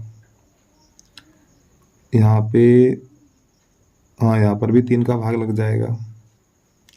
तो यहाँ पे लिखो 3 का भाग देने पर, जब इसमें 3 का भाग लगाएंगे तो यहाँ पे हो जाएगा n² -3 × 3, 3 × 5 = 15n और माइनस यहाँ पे हो जाएगा ये 3 × 5 = 15, 3 × 5 = 15 और 3 × 4 = 12 बराबर 0। अब यहाँ पे 54 × 54 के ऐसे गुणनखंड करो, 54 के ऐसे गुणनखंड करो घटाने पर 15 मिले। तो आपको यहाँ पे क्या करना, 18 × 3 = 54 और 18 में से 3 घटाएंगे। ठीक, 18 में से 3 घटाएंगे तो आपको 15 मिल जाएगा। तो n² माइनस यहाँ पे n लिखना है, 18 - 3 और -54 बराबर 0। तो n² माइनस का 18n और प्लस का 3n माइनस का 54 बराबर 0।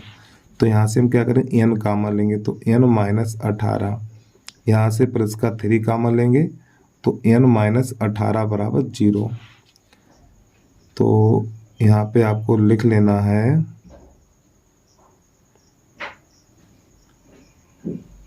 n - 18 फिर n + 3 और बराबर 0।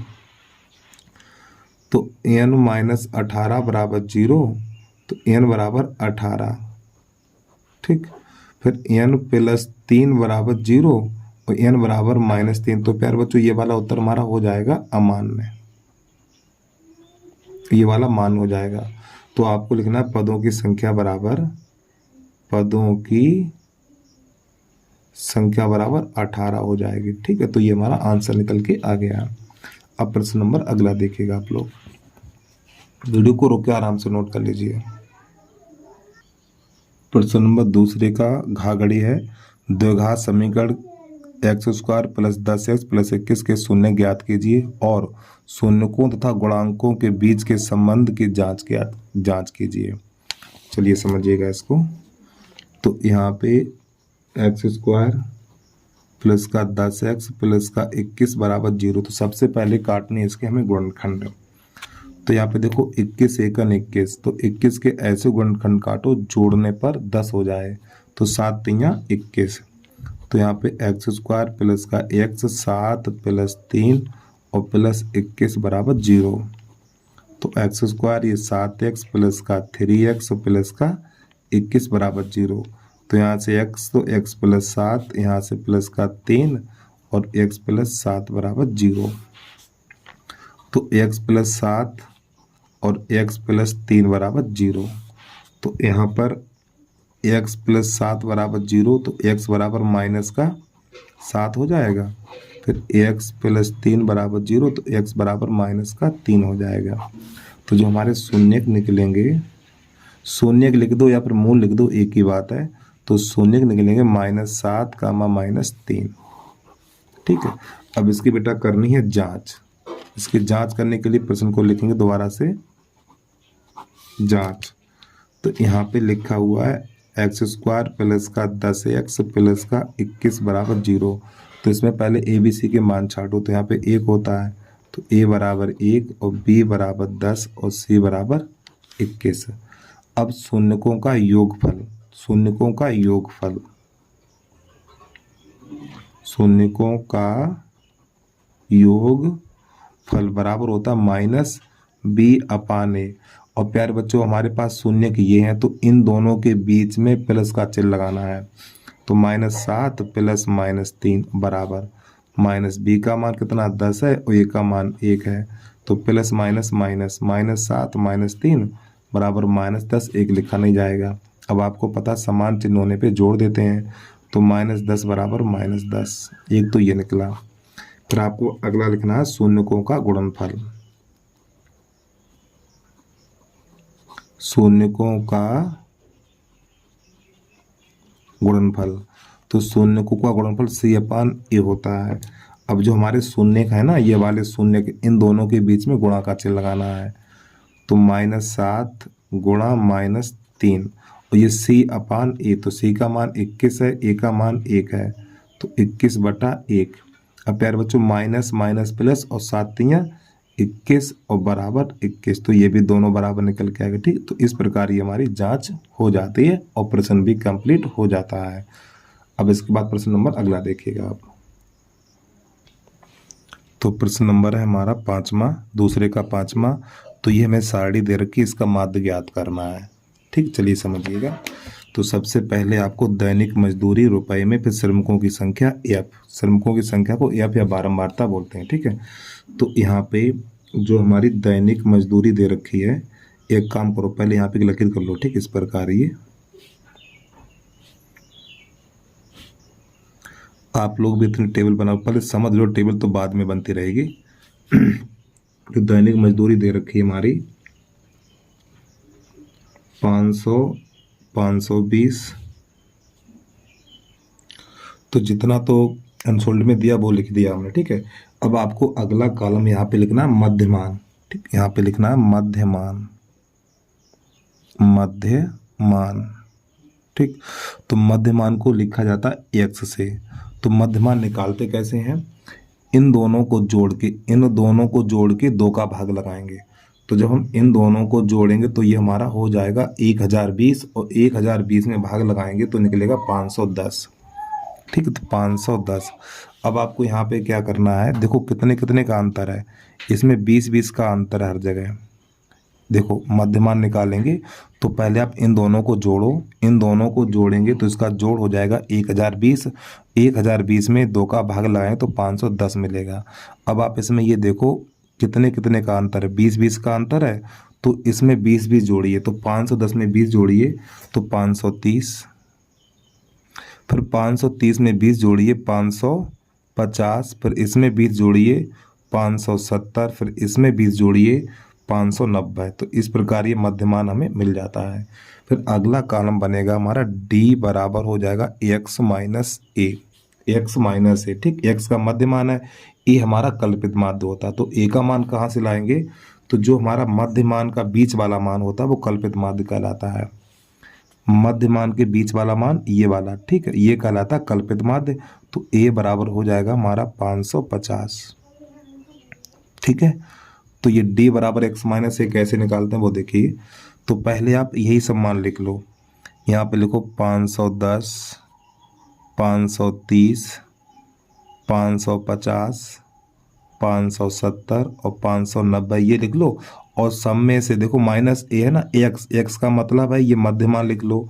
फिर इन सब में से ए यानी कि 550 घटा दो, तो माइनस का 550, माइनस का 550, माइनस का 550, माइनस का 550, माइनस का 550, ठीक, 550 लिखा हुआ है ये।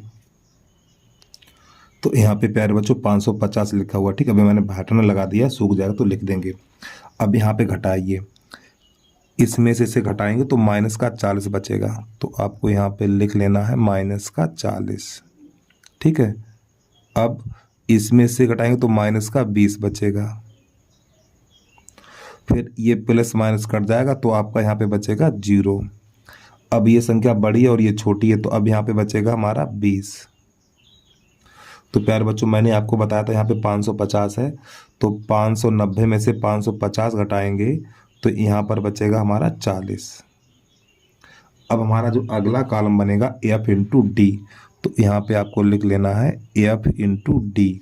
तो इन दोनों का गुणा करेंगे, देखो एफ हमारा ये है और डी ये है, तो इन दोनों का गुणा करेंगे तो 12 चौक 48, तो ये हो जाएगा हमारा माइनस का 480।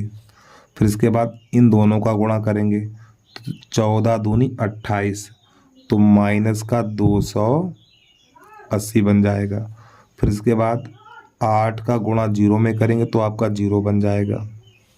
और यहाँ पर 6 का गुणा 20 में करेंगे तो 120 हो जाएगा। अब 10 का गुणा 40 में करेंगे, 10 का गुणा 40 में करेंगे तो हमारा 400 बन जाएगा, ठीक है। और यहाँ पर लिख लो 550, ठीक। अब क्या करेंगे, पहले आपको इन दोनों को जोड़ना, तो जब इन दोनों को जोड़ेंगे तो माइनस का 760 बन जाएगा, और इन दोनों को जोड़ेंगे तो ये हो जाएगा हमारा 520। अब ये संख्या माइनस की है और ये संख्या प्लस की है, तो माइनस का यहाँ पे लिखेंगे सिग्मा एफ इंटू डी बराबर, जब इसमें से घटाएंगे तो माइनस का बचेगा हमारा 240, ठीक। अब इसके बाद बारंबारता को जोड़ना है, तो इसके जोड़ को लिखेंगे यहाँ पर सिग्मा एफ बराबर, इसका जोड़ हो जाएगा हमारा 50।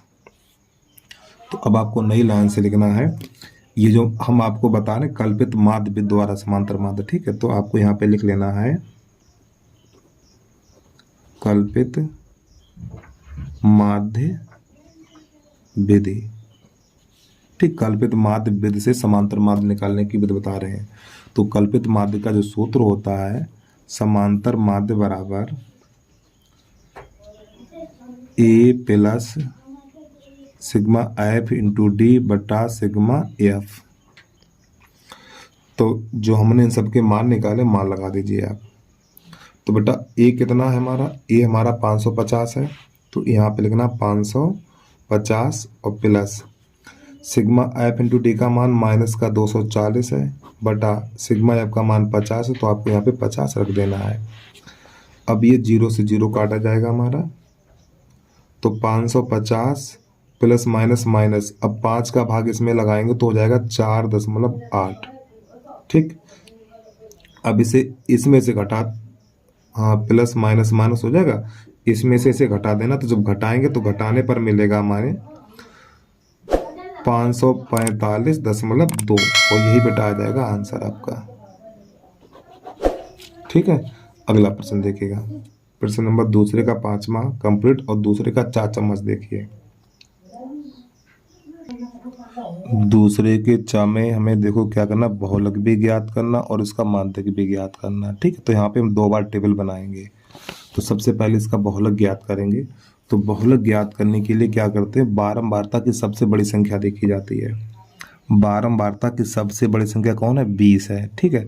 तो 20 के सामने लिखना आपको F1, फिर इससे ऊपर लिखना F0, फिर F1 के नीचे लिखना आपको F2, इस प्रकार। अब यहाँ पे F1 के सामने ये हमारा हो जाएगा L, तो L का मान हो जाएगा 125। ठीक, अब यहाँ पे H कितना है, तो वर्ग अंतराल में कितने कितने का अंतर है, तो देखो 20-20 का अंतर है, तो यहाँ पे आप लिखना चाहो तो लिख लो H बराबर 20। अब आप लगा दीजिए बहुलक का सूत्र। एक बार फिर समझिए, बहुलक निकालने के लिए बारंबारता में सबसे बड़ी संख्या देखो, तो सबसे बड़ी संख्या कौन है, 20 है। तो 20 के सामने F1, इससे ऊपर F0, फिर इससे नीचे F2, और F1 के सामने वर्ग अंतराल में, F1 के सामने वर्ग अंतराल में ये वाला मान हो जाएगा L का। ठीक, और इसमें 20-20 का अंतर है, तो H का मान हो जाएगा 20। अब आपको बहुलक का सूत्र यहाँ पे लगा देना है, तो यहाँ पे लिखना बहुलक बराबर L plus F1 minus F2 बटा 2F1 minus F0 minus F2 और इंटू H। तो L का मान कितना है, L का मान 125 है, देखो ये रहा 125, तो यहाँ पे 125 प्लस F1 का मान 20 और F2 का मान 14 बटा 2 गुणा F1 का मान है 20 माइनस F0 का मान 13 और F2 का मान 14 और यहाँ पे H का मान 20। तो ये हो जाएगा 125 प्लस, यहाँ पे बचेगा हमारा, थोड़ी गलती कर दी हमने, यहाँ पे देखो F2 पर बच्चों सूत्र में गलती ये कर दी, यहाँ पे F0 होगा हमारा। ठीक, F0, तो F0 का मान कितना है, यहाँ पे 13 है, देखो 13, तो यहाँ पे 13 लगाना, माफ़ी चाहता हूँ आपसे।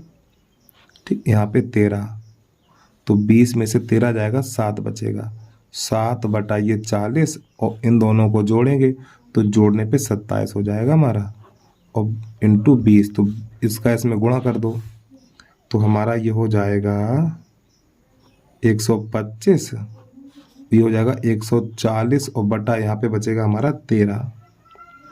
ठीक, 13 का भाग इसमें लगाएंगे तो 125, जब 13 का भाग इसमें लगाएंगे तो 10.76 निकल के आएगा। अब ये इसमें जोड़ देंगे तो 125 में 10 जोड़ेंगे तो 135.76, तो ये आ गया बहुलक। अब इसके बाद इसका माध्यक निकालना, तो यही टेबल हम दोबारा बनाएंगे। ठीक, इसी को पूरा, इसी टेबल को दोबारा बनाएंगे माध्यक निकालने के लिए। पहले आप इसको नोट कर लीजिए। तो जो प्रश्न नंबर दूसरे का 40 में माध्यक निकालेंगे, तो मैंने वर्ग अंतराल और ये बारंबारता बना लिया। अब इसके बाद माध्यक निकालने के लिए संचयी बारंबारता कॉलम बनाना पड़ेगा। तो आपको यहाँ पे लिखना है संचयी बारंबारता।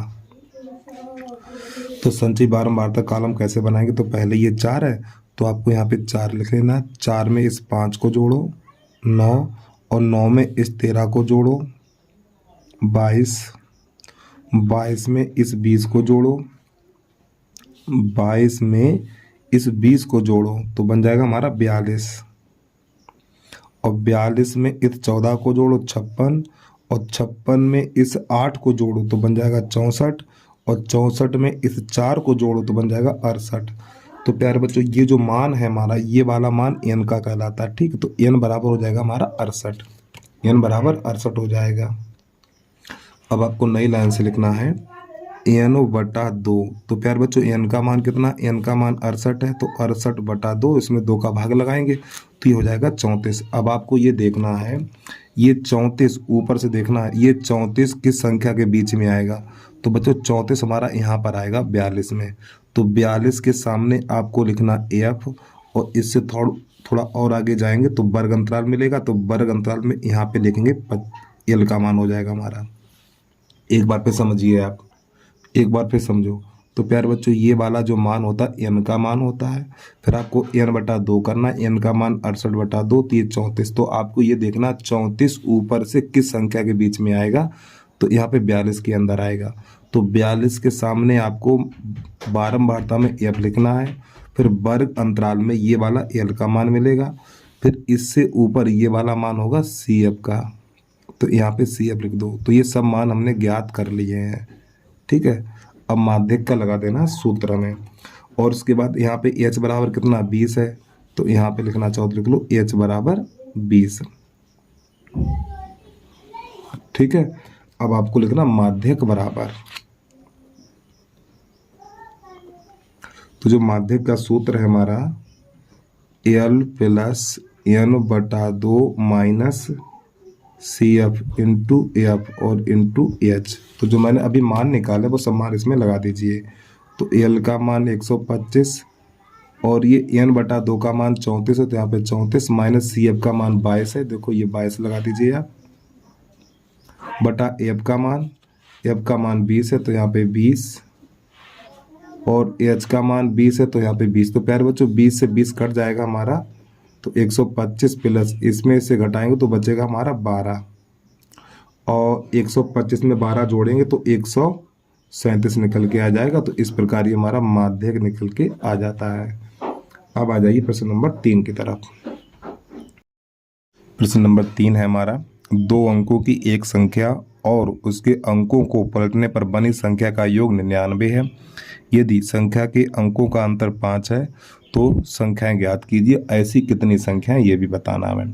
तो जब भी प्रश्न संख्या पे आधारित आ जाए तो आपको यहाँ पे 2 लाइनें याद रखनी है। तो यहाँ पे लिखेंगे माना इकाई का अंक, इकाई का अंक, माना इकाई का अंक बराबर 22, दहाई का अंक बराबर x। फिर आपको नई लाइन से लिखना अभीष्ट संख्या, अभीष्ट संख्या बराबर 10x प्लस 22। तो जब भी संख्या पर आधारित प्रश्न आ जाए तो बेटा 3 लाइनें आपको ये याद रखनी है। ठीक, अब हम प्रश्न के अनुसार चलेंगे। प्रश्न कह रहा पहले ये संख्या, फिर इसके अंकों को पलट लो, इसके अंकों को पलटने से बनी संख्या। तो x बाई के स्थान बदल दो, तो यहाँ पे बाई कर दो, यहाँ पे यानी इन दोनों के स्थान बदल दो। एक संख्या ये है, फिर अंकों को पलटने से बनी संख्या का योग 99, तो बराबर यहाँ पे 99 रख दो। फिर यहाँ पे 10x और x 11x प्लस 11 22 और बराबर 99। अब यहाँ से 11 कामन लेंगे तो x प्लस 22 बराबर 99। तो 11 एकन 11, 11 ने 99, तो x प्लस 22 बराबर 9 निकलेगा हमारा। ठीक है, 11 एकन 11, 11 ने 99, तो x बराबर 9 निकलेगा। समीकरण नंबर 1 हो जाएगा। फिर आगे प्रश्न कह रहा है इनके अंकों का अंतर 5 है, तो x माइनस 22 बराबर 5। ये समीकरण नंबर 2 हो गया। अब इन दोनों को हल कर दो, तो ये 22 से 22 कटेगा, x 2x और ये हो जाएगा हमारा 14 हो जाएगा। 2 एकन 2, 2 सत्ते 14, तो x बराबर 7। ये वाला मान उठा के समीकरण नंबर 1 में लगा दो। 1 में रखने पर x बराबर 7 है तो 1 में लगा दो। ठीक, कहाँ पे लगाना है हमें, यहाँ पे 7 रख दो। तो 7 प्लस 22 बराबर 9, इसको उधर भेज दो तो 22 बराबर हो जाएगा 9 माइनस 7, तो 22 बराबर 2। अब आपको नई लाइन से लिखना संख्या बराबर 10x प्लस 22, ये हमारी संख्या थी। तो यहाँ पे x 22 का मान लगा दीजिए। 10 गुणा x का मान 7 है और प्लस 22 का मान 2 है, तो 70 2 72। तो एक संख्या ये है हमारी। ठीक है, तो नई लाइन से लिखना है 72। अब इसके अंक पलट दो। ठीक है, एक 72 और एक 27 हो जाएगा। तो ये हमारा आंसर आ गया 72 और 27। इसके बाद प्रश्न नंबर 3 का अथवा देखिएगा आप। तो प्रश्न नंबर 3 का अथवा है, एक कुटीर उद्योग एक दिन में कुछ बर्तनों का निर्माण करता है। एक विशेष दिन यह देखा गया कि प्रत्येक नग की निर्माण लागत उस दिन के निर्माण किए गए बर्तनों की संख्या के दोगुने से 15 अधिक थी। यदि उस दिन की कुल निर्माण लागत 2250 थी तो निर्मित बर्तनों की संख्या एवं प्रत्येक नग की लागत ज्ञात कीजिए। तो आपको यहाँ पे सबसे पहले लिखना है एक दिन में बने बर्तनों की संख्या। एक दिन में बने बर्तनों की संख्या। एक दिन में बने बर्तनों की संख्या बराबर x। अब यहाँ पे लिखेंगे प्रत्येक नग की निर्माण लागत। प्रत्येक नग की निर्माण लागत। तो जो बर्तनों की संख्या से 2 गुने से 15 अधिक, ठीक है, रुपए, तो कुल लागत बराबर, कुल लागत दे रखी 2250 रुपया। तो कुल लागत इन दोनों का आपस में गुणा करेंगे, ठीक। तो यहाँ पे x 2x गुणा 2x प्लस है ये हमारा 2x प्लस 15 बराबर 2250, इन दोनों का गुणा बराबर 2250, 2x प्लस 15 हमारा, ठीक है। इसका इसमें गुणा करा दीजिए। तो जब इसका इसमें गुणा करेंगे तो ये हो जाएगा हमारा 2x स्क्वायर प्लस 30x हो जाएगा।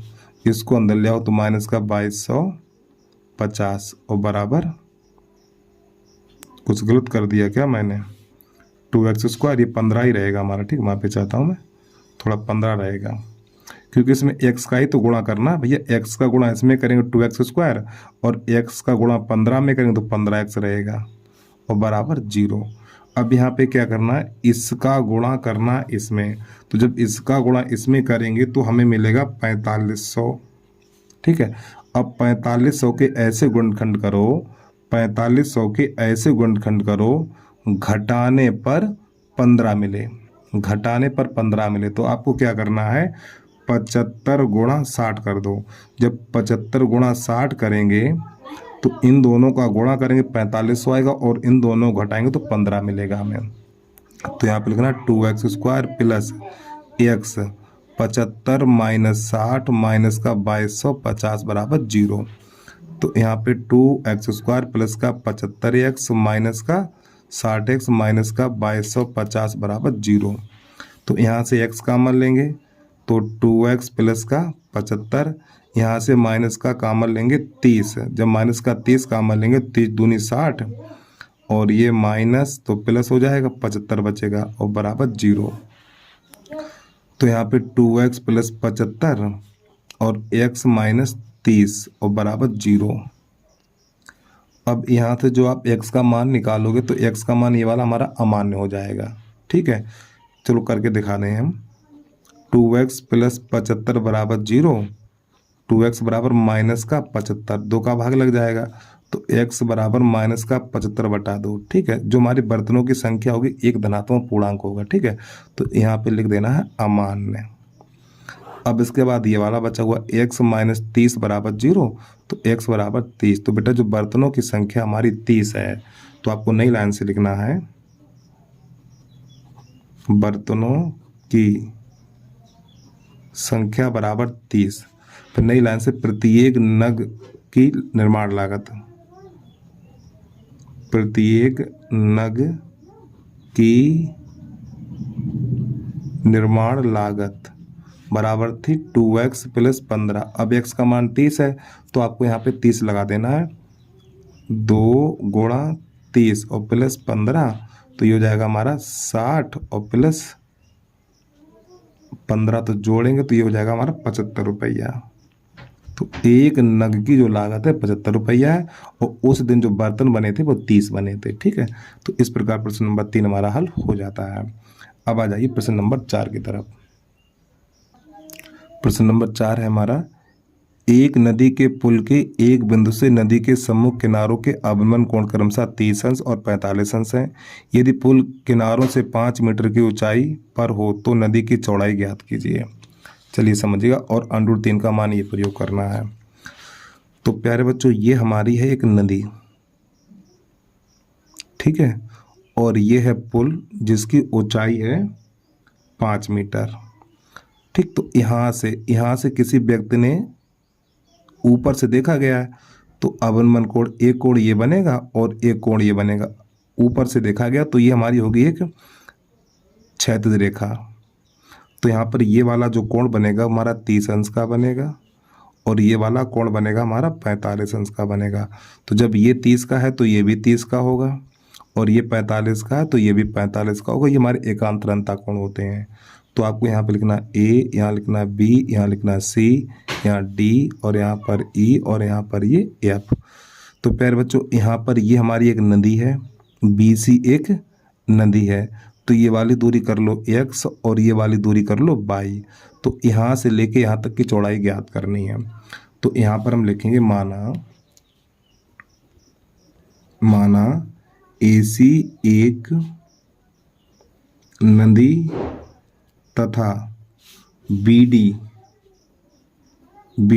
एक पुल है, ठीक है। तो सबसे पहले समकोण त्रिभुज ये वाला लेंगे हम, समकोण त्रिभुज ABD में तो आपको लगाना है tan 30 लंब बटा आधार। तो ये 5/x बन जाएगा हमारा। tan 30 का मान 1/√3 5/x, इसका इसमें तो x बराबर 5√3 मीटर। और यहाँ पे √3 का मान लगा देना। तो x बराबर 5 गुणा √3 का मान है 1.732, 5 गुणा करा दीजिए। तो 5 दूनी 10, 5 तो 15 और 1 16, 35 और 1 36 और 5 1 5 3 8 और दशमलव से पीछे 3 अंक ध्यान लगा देंगे दशमलव, ठीक है। और ये वाला जीरो लिखा नहीं जाएगा। तो x बराबर निकलेगा 8.66 मीटर, यानी ये वाली जो लंबाई निकली है 8.66 मीटर निकल के आ गई है। अब इसके बाद समकोण त्रिभुज CBD में तो आपको लिखना है यहाँ पर समकोण त्रिभुज CBD में। तो ये बेटा हमारा tan 45 लंब बटा आधार। तो ये कितना 5 है और ये y है, ये वाला 5 और ये y है। तो आपको लिखना 5/y। tan 45 का मान 1 तो 5/y। इसके नीचे कर लो, इसका इसमें ये 5 बना हुआ हमारा, ठीक है। इसका इसमें तो y बराबर 5। तो आपको नई लाइन से ना नदी की चौड़ाई बराबर नदी की चौड़ाई। तो प्यारे बच्चों यही तो हमारी नदी की चौड़ाई है, यहाँ से लेके यहाँ तक x + y। तो आपको यहाँ पे लिख देना है x + y। तो x का मान कितना है, ये हमारा x का मान है, ठीक। तो x का मान है हमारा 8.66 और y का मान 5 है। तो ये 8 5 13 हो जाएगा, 8 5 13.66 मीटर, ठीक। तो इस प्रकार ये प्रश्न हमारा हल हो गया। अब आ जाइए चौथे का अथवा देखिएगा। तो आपको यहाँ पे लिखना है चौथे का अथवा। तो जो हमारा प्रश्न है cos A minus sin A + 1 बटा cos A plus sin A -1 और बराबर cos A के प्लस cot A, ये सिद्ध करना है। तो सबसे पहले इसका लिखना आपको LHS बराबर cos A minus sin A + 1 बटा cos A plus sin A -1। तो यहाँ पे देखो प्यारे बच्चों, यहाँ पे साइन क्या होता है, सॉरी कॉसिक है। कॉसिक क्या होता है, 1/sin होता है, तो हर में साइन मिलेगा। कॉट क्या होता है, cos बटा साइन, यहाँ पर भी साइन मिलेगा, यानी इसके हर में साइन मिलेगा, इसके भी हर के साइन में साइन मिलेगा, यानी इन दोनों के हर में साइन मिलेगा। तो यहाँ पे लिखेंगे हम अंश तथा हर में sin A का भाग देने पर। थोड़ा देखो समझा दूंगा आपको मैं।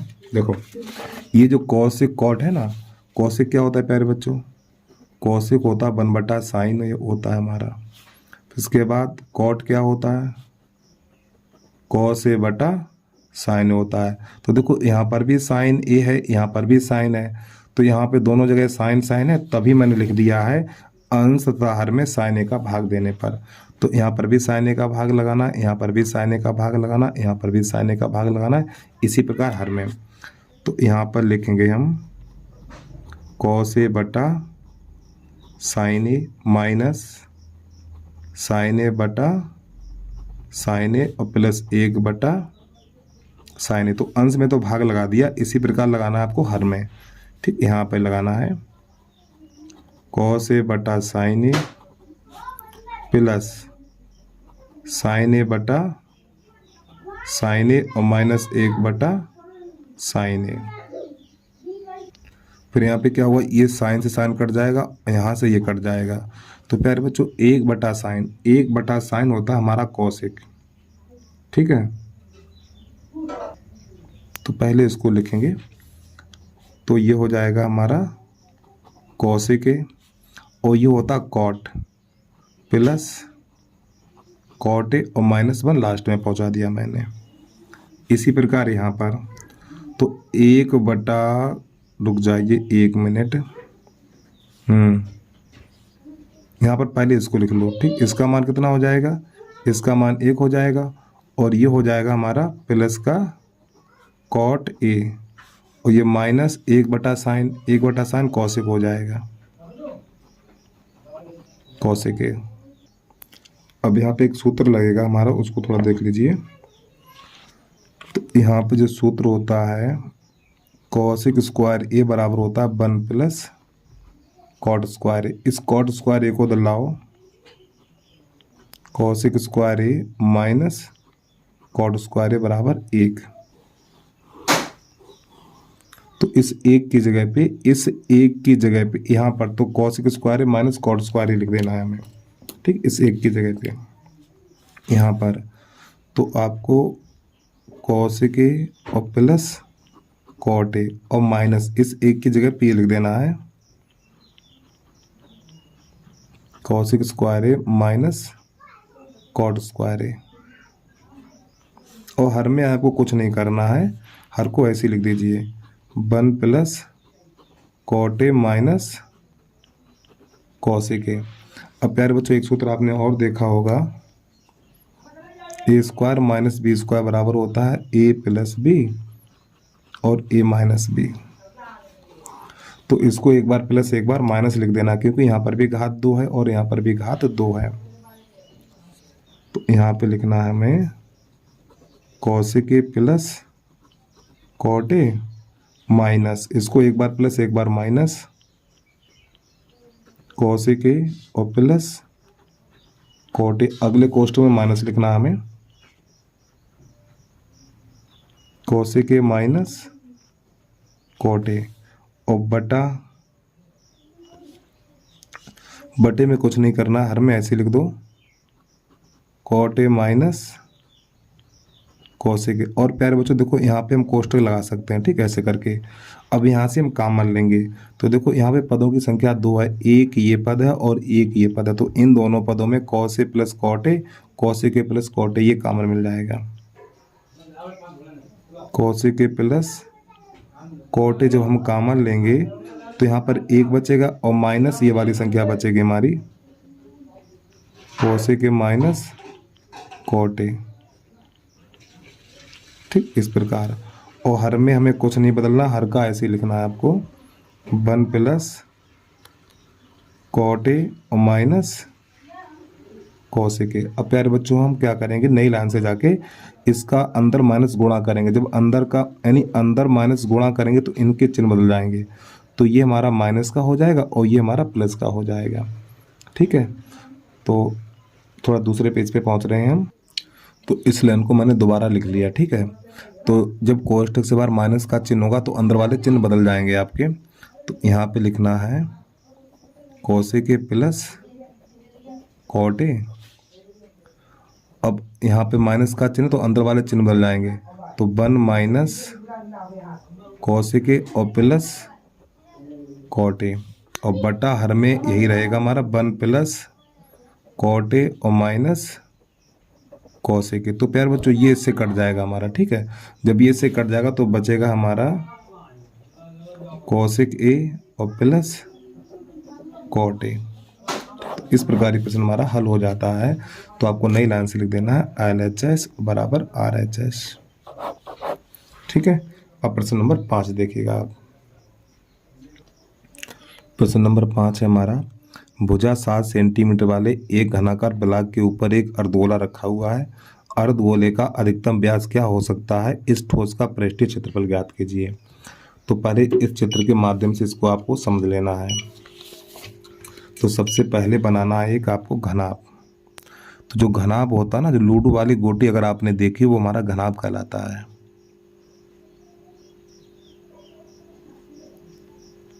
ठीक है, ये इस प्रकार घनाभ में जो किनारों की संख्या होती है वो 12 होती है। ठीक है, 12 किनारे होते हैं और सभी बराबर होते हैं।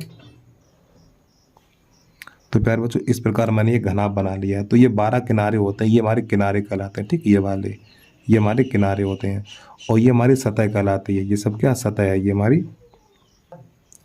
तो ये हमारा घनाभ है और इस घनाभ के ऊपर एक अर्धगोला रखा गया इस प्रकार ये।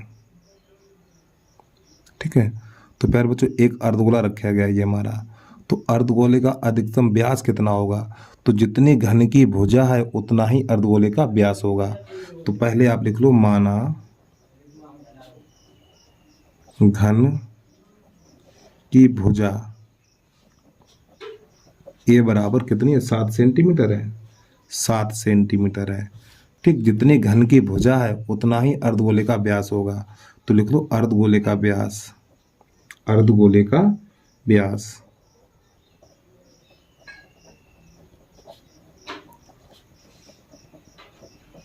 बराबर 7 सेंटीमीटर। एक तो उत्तर इतना आ गया।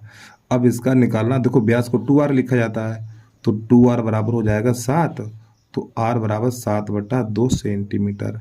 अब आपको यहाँ पे लिखना है ठोस का पृष्ठीय क्षेत्रफल। तो इसी के नीचे आपको लिख लेना है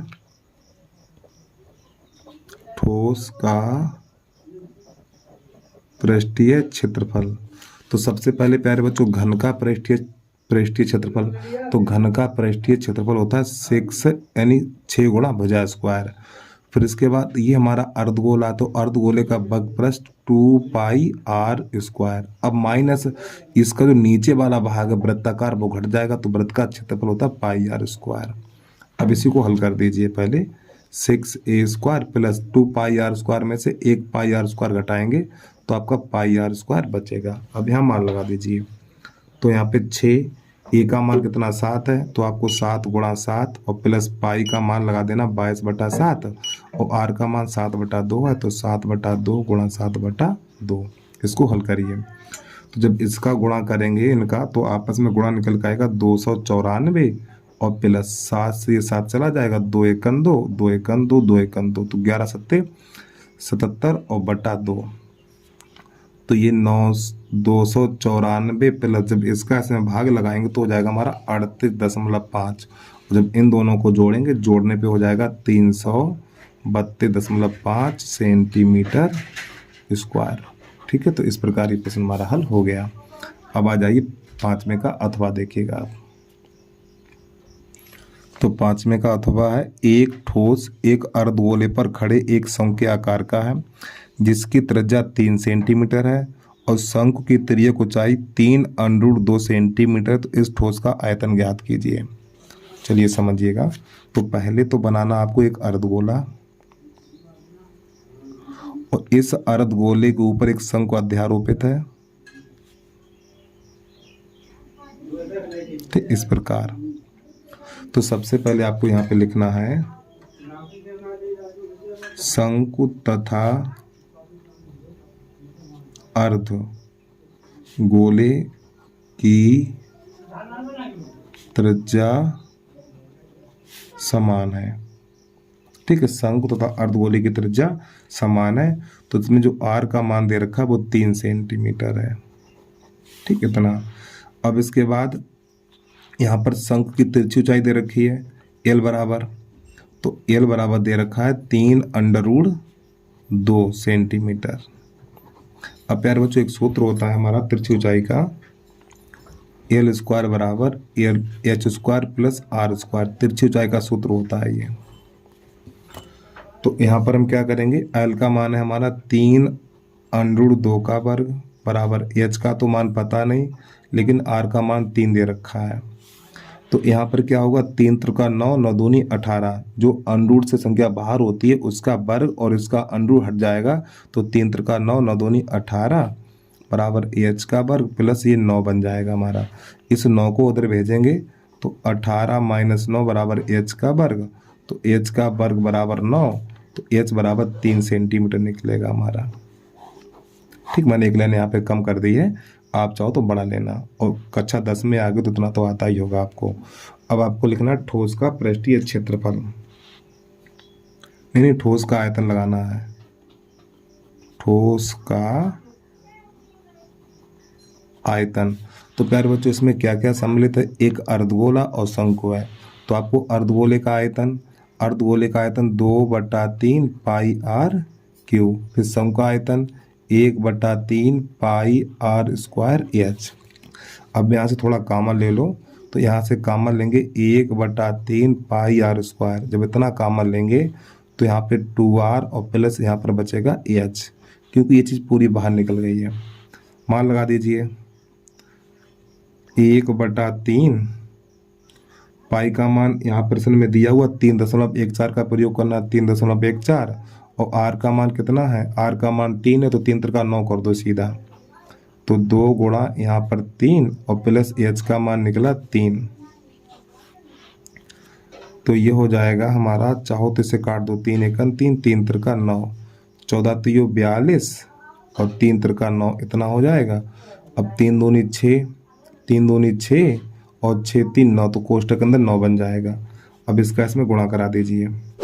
तो जब इसका गुणा कर इसमें कराएंगे तो देखो 9 दूनी 18, 9 चौक 36 और 1 37, वहाँ से लगी 3 और 9 ने 81, 3 84, और दशमलव से पीछे 2 अंक है तो यहाँ पे लग जाएगा दशमलव, और ये हो जाएगा हमारा घन सेंटीमीटर। ठीक है, तो इस प्रकार प्रश्न नंबर 5 हमारा हल हो जाता है। तो बस प्यारे बच्चों आज के लिए इतना ही। यदि आपको वीडियो पसंद आया तो वीडियो को लाइक करने के साथ साथ यूट्यूब चैनल को सब्सक्राइब अवश्य कर लीजिए। जय हिंद, जय भारत।